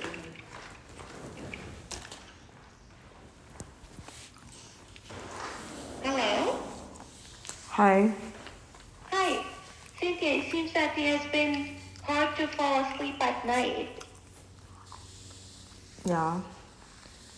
What do you feel like is getting in the way? Nothing. I just want to make videos. Okay. What kind of videos are you making? I make videos about like my artwork, and I like just like reflect on some books that I read, like novels. Okay, what is the last book you read that you liked?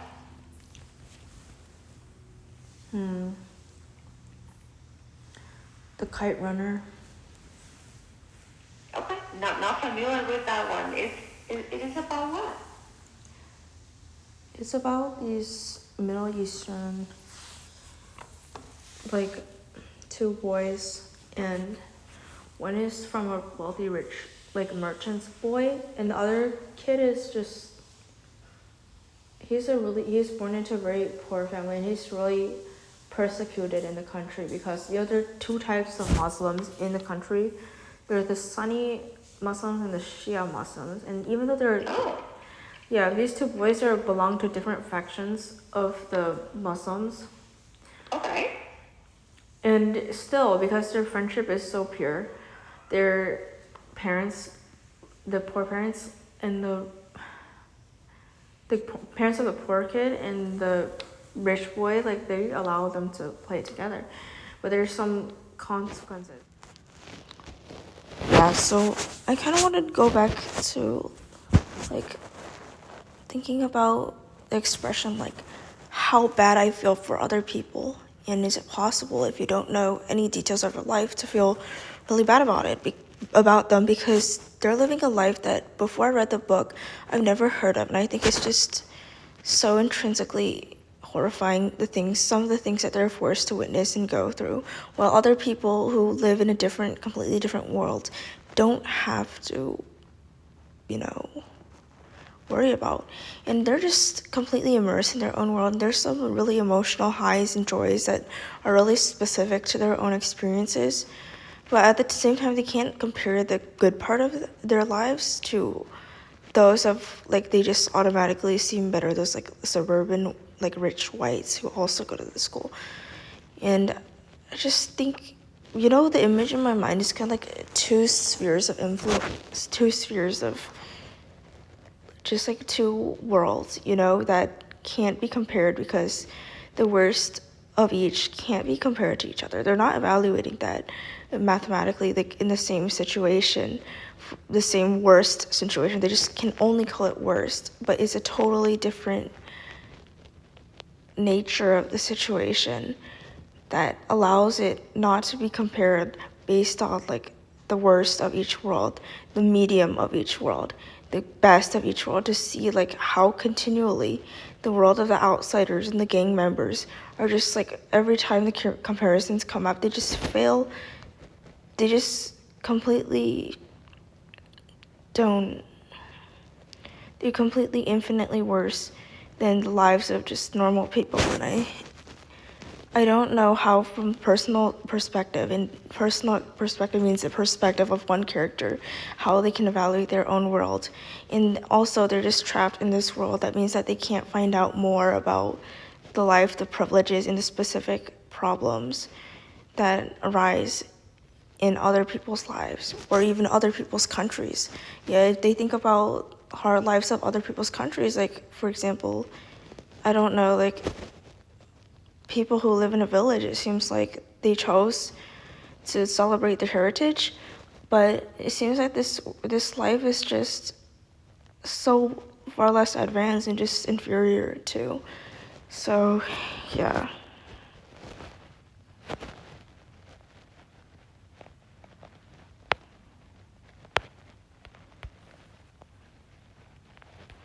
Now I just want to review the plot and just explain, like, my emotional reaction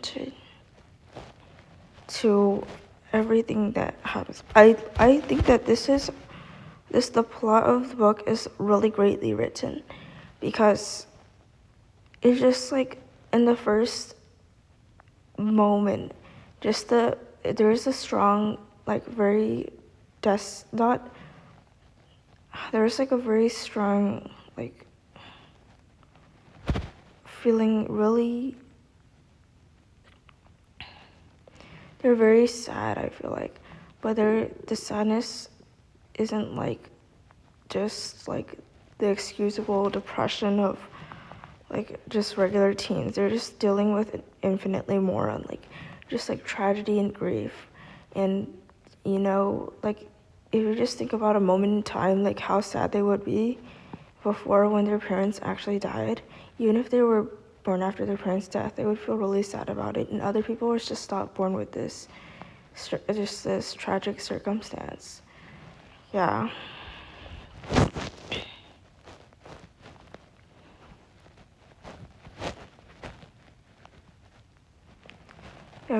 Okay, so let me read it. In 1965, Tulsa, Oklahoma, Derry Curtis is left to raise and support his younger brothers, Soda Pop and Ponyboy, after the death of their parents in a car crash 8 months earlier. So I also wanted to get into like how Wikipedia is written. I did read the whole thing, and I think that this thing is really superbly written, but this is something that it can't help in a summary. But if just like imagine like Derry Curtis is real and he read this, and it's just like this sort of robotic tone about him.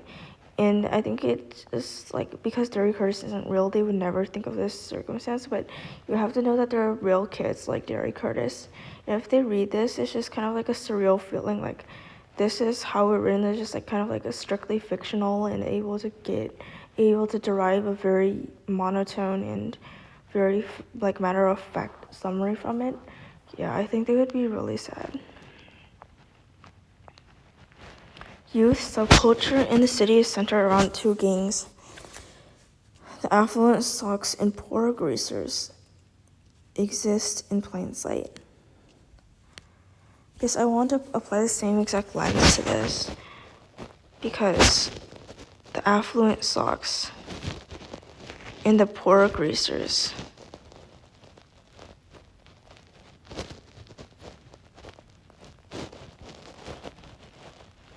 exist in plain sight. Yeah, and they didn't even specify what it means to be in plain sight. I think it just means that they go to school even though they're involved in gangs. They just go to the movies. They're just like regular teenagers, even though they're involved in this vicious gang activity. Yes, youth subculture in the city is centered around two gangs. Oh my god, I actually didn't read this carefully. Youth subculture means that this like kind of like trashy and vulgar like culture in where they live in America, which is Oklahoma. It just like actually arrived there not because of there's some like a popular like movie star, like Hollywood kind of thing that's just like disgusting glamour and just like really spicy content. No, it's because the youth subculture came from actual dangerous things, because only dangerous things can be truly exciting, I feel like. And that's why this like like maybe even the slang that enters kids' vocabularies today might come from gangs. I don't know. It might be so in the book. Just think of these like the slang words are just actually really bad. Just like real profanity, like not just like specific words like fuck and shit, but the profanities just involve, actually there's something deep about it, just like some like adjustment and desensitization. They would never see us desensitization, because yeah, it's just, I don't know.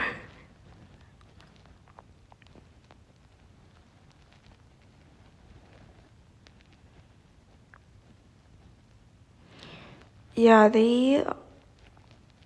they think that just like things are cool, and do they think about the specific activities that are in common with the gang members that they actually, yeah, nowadays it's probably drugs, and they're just like kind of desensitized to like what kind of like long-term and even permanent effects that drugs are doing. But it's just like so exciting, which makes it just like easy to jump into activity. And you think like just like the school kids, this is how the subculture of the gang spreads. It's through school, because just inevitably they go through the same school experience. They talk to each other, and they see, because they didn't know, this language doesn't even really correspond to any of the slang words that these gang members use. For example, how it spreads to like the rich white kids who live with the greasers and go to school with them sometimes too. It's just like they just think that these kids are really quick-witted, and they're just using their smarts to survive on the streets. And then they just see them using this language and giving the same exact vibe, and they think it's so cool to make themselves sound smart and cool too. So they just try to use the exact same language. And they don't, in this language, no words can really correspond to a specific experience. Like if they saw like this word represents or was named, this word is, for example, naming a specific experience that the gang went through. There's like something actually horrifying, like murder, or like, I don't know, just like murder and like assault, and just like family members just feeling so jealous to the point of each other, or like hating each other to the point that they're just gonna like destroy each other's kind of lives. And because this can happen a lot less in other people's lives, that you see the richer people's lives, because they're all like in a good above plane, while these greasers, sometimes one can get ahead at the cost of significantly, and to the cost of just their family members that they don't like. They're just gonna throw them under the bus and just leave them behind to get ahead themselves.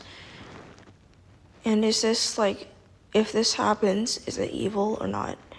I think they have numerous opportunities to do so, and then this is just the most tragic circumstance ever, because they're just like, whatever's stopping them from like making their lives happen in that moment. And now, like, also want to point out, like, for these gang members, they just, I feel like, yeah, it's not stereotypical at all for them to like actively like think school's an abomination, just like rebel in school all the time.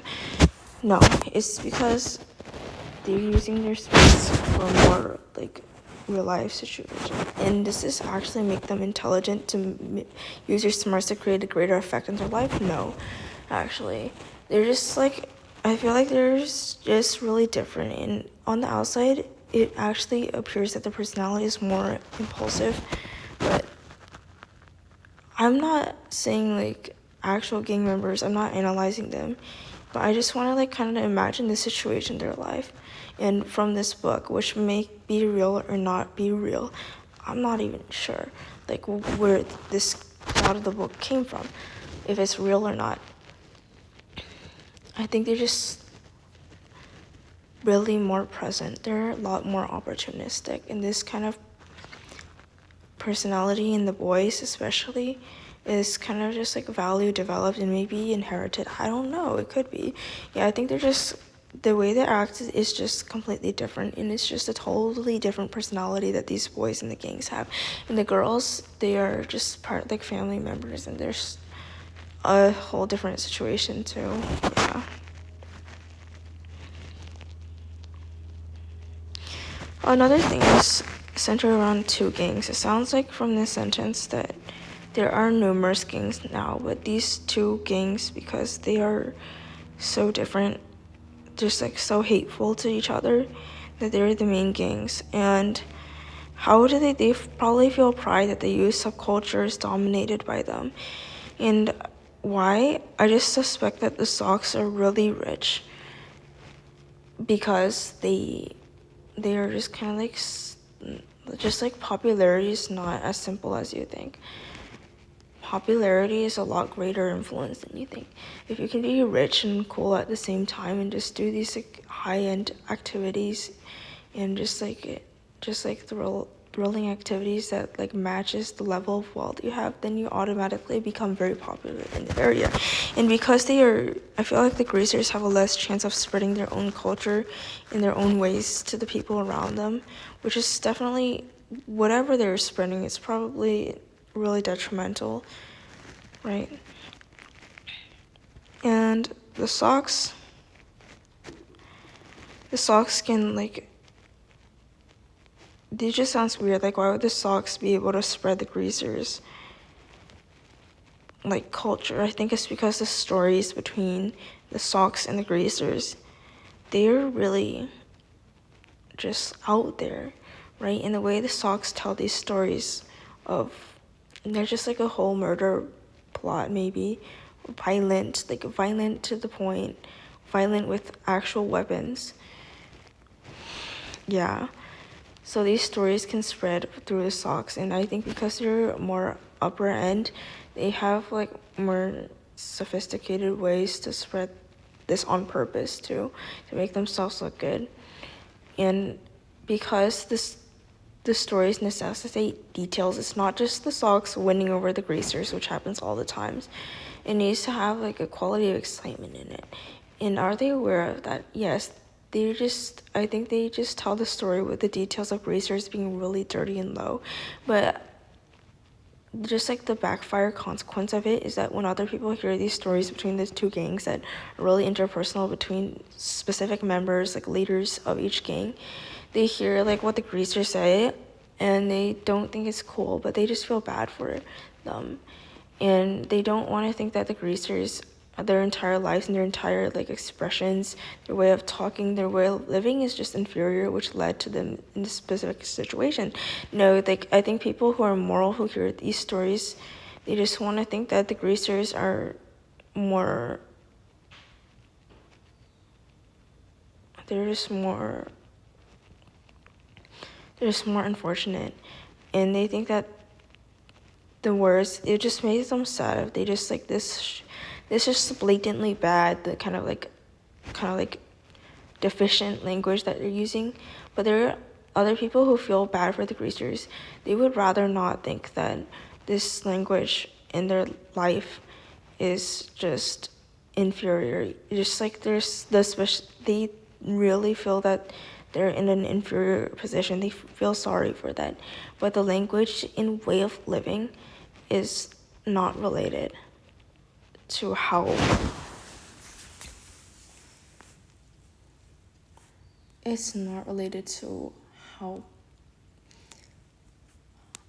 bad they got into. It's not the cause because they're vulgar. There's no nature of it. It's just that they happen to be unfortunate. And if you just think about it in another way too, like if they're always talking this like inferior way and they had no way to improve, they didn't want to improve, then that would suggest that there is something wrong with them, that they don't want to like grow up to have classy behavior while undergoing this unfortunate situation, which they are just, it's just constant the way they talk. It's just their culture, but really it's just inferior and they need to change that. But it's not like somebody can go up to them and like give them bucks and just like, I don't know, some kind of like give them like some like classical Greek education. No, but they don't want to change. They think it's fine, and other people see it and they think, oh, this is not related to, because the way of expression is just kind of like, I'm never gonna say soul, but it's just really expressing your intelligence and just like your choice too, really. It's just your personal choice. And the fact that they all choose to talk like this and engage in like small minor illegal activities just is their own choice, actually. And people don't want to admit that, because this often gets attached to the vibe of that they're just like kind of like relishing in their unfortunate situation, because somehow the vibe of their language is like really dirty and unfortunate, and it's like if they're choosing to use this kind of language and these activities actively all the time, that means that they're really like kind of like living actively through this situation.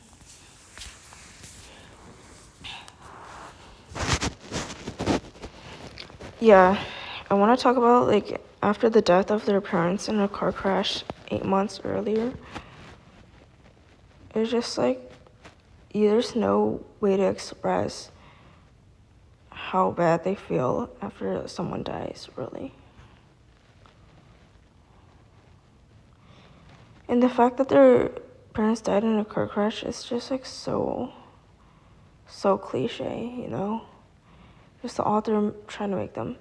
But if you just think about it, there are real people out in the world and their parents died, and it wasn't because of car crash, because there was no author to just pin this explanation for death, reason for death, like a mortologist or whatever.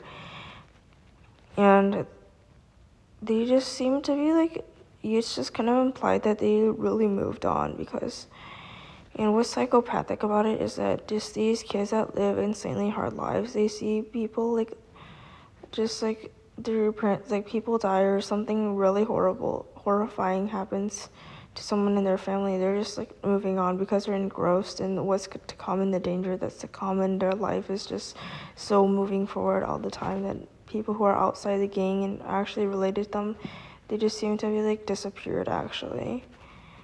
Yeah, and this ability to move on should not be measured. It should not be measured in magnitude whatsoever, because you never know how that person, for example, after their family member dies, you never know what that meant to them. Maybe they just hated them and didn't care about them, and just they're not relevant, but they still feel extremely sad. Or maybe they're just super close. The ability to move on can't be measured. And it's psychopathic to see how like these kids are able to move on from tragic events that don't have to do with death and loss. It's just like part of their gang activities, and this can be like inferred that they're very good at moving on from really scary things, because this is just the life that and the danger that they've been desensitized to.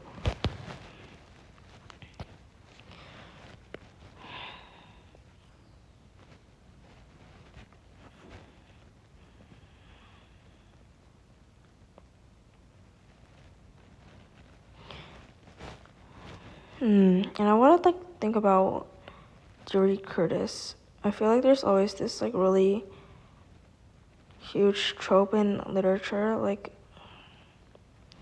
this really robust person is just the wolf that like finds the kids like washed up in a like little basket in the river, and they just have to take care of them because these kids emerge and they need to be raised. And yeah, but this is different because his younger brothers, Soda Pop and Pony Boy, they're still in school, and Jerry is somewhat older. He's like a young adult. But these Soda Pop and Pony Boys, they're not little boys. They're actually really old. Yeah. This means that Derry Curtis is assumed to have a maturity that these two people don't have. And just looking at it, it's just really stereotypical how the author himself came to this conclusion, because Pony Boy, he's always reading these fiction books, he's always reading these fantasy books, and he's just into literature, and he doesn't want to like save the family members from the real danger that they're in. It's not his fault. He's really truly interested in literature, but the fact that I feel like he kind of gets to feel like it's kind of like distracting him from the real world, like the things that are happening to his family. And he wants to have a more emotional connection to his family through external things like books, and just share stories with him, be a writer, and ironically write about his real life in a poetic way that just is disrespecting the danger and the horrors that they've been through.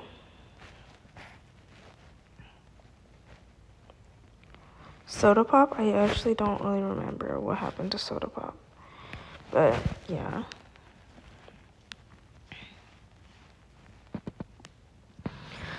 says the Sox harass and assault Ponyboy until some of the fellow greasers chase him off.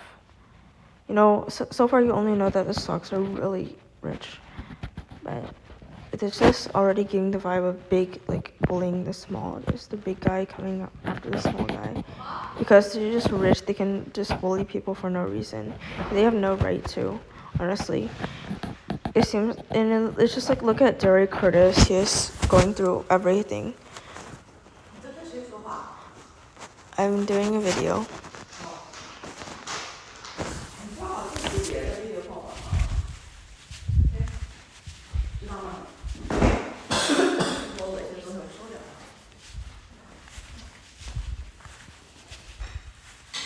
Fuck yeah!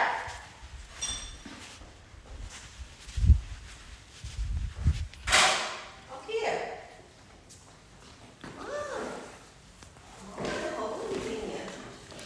So Derek Curtis, I feel like he's going through everything. But just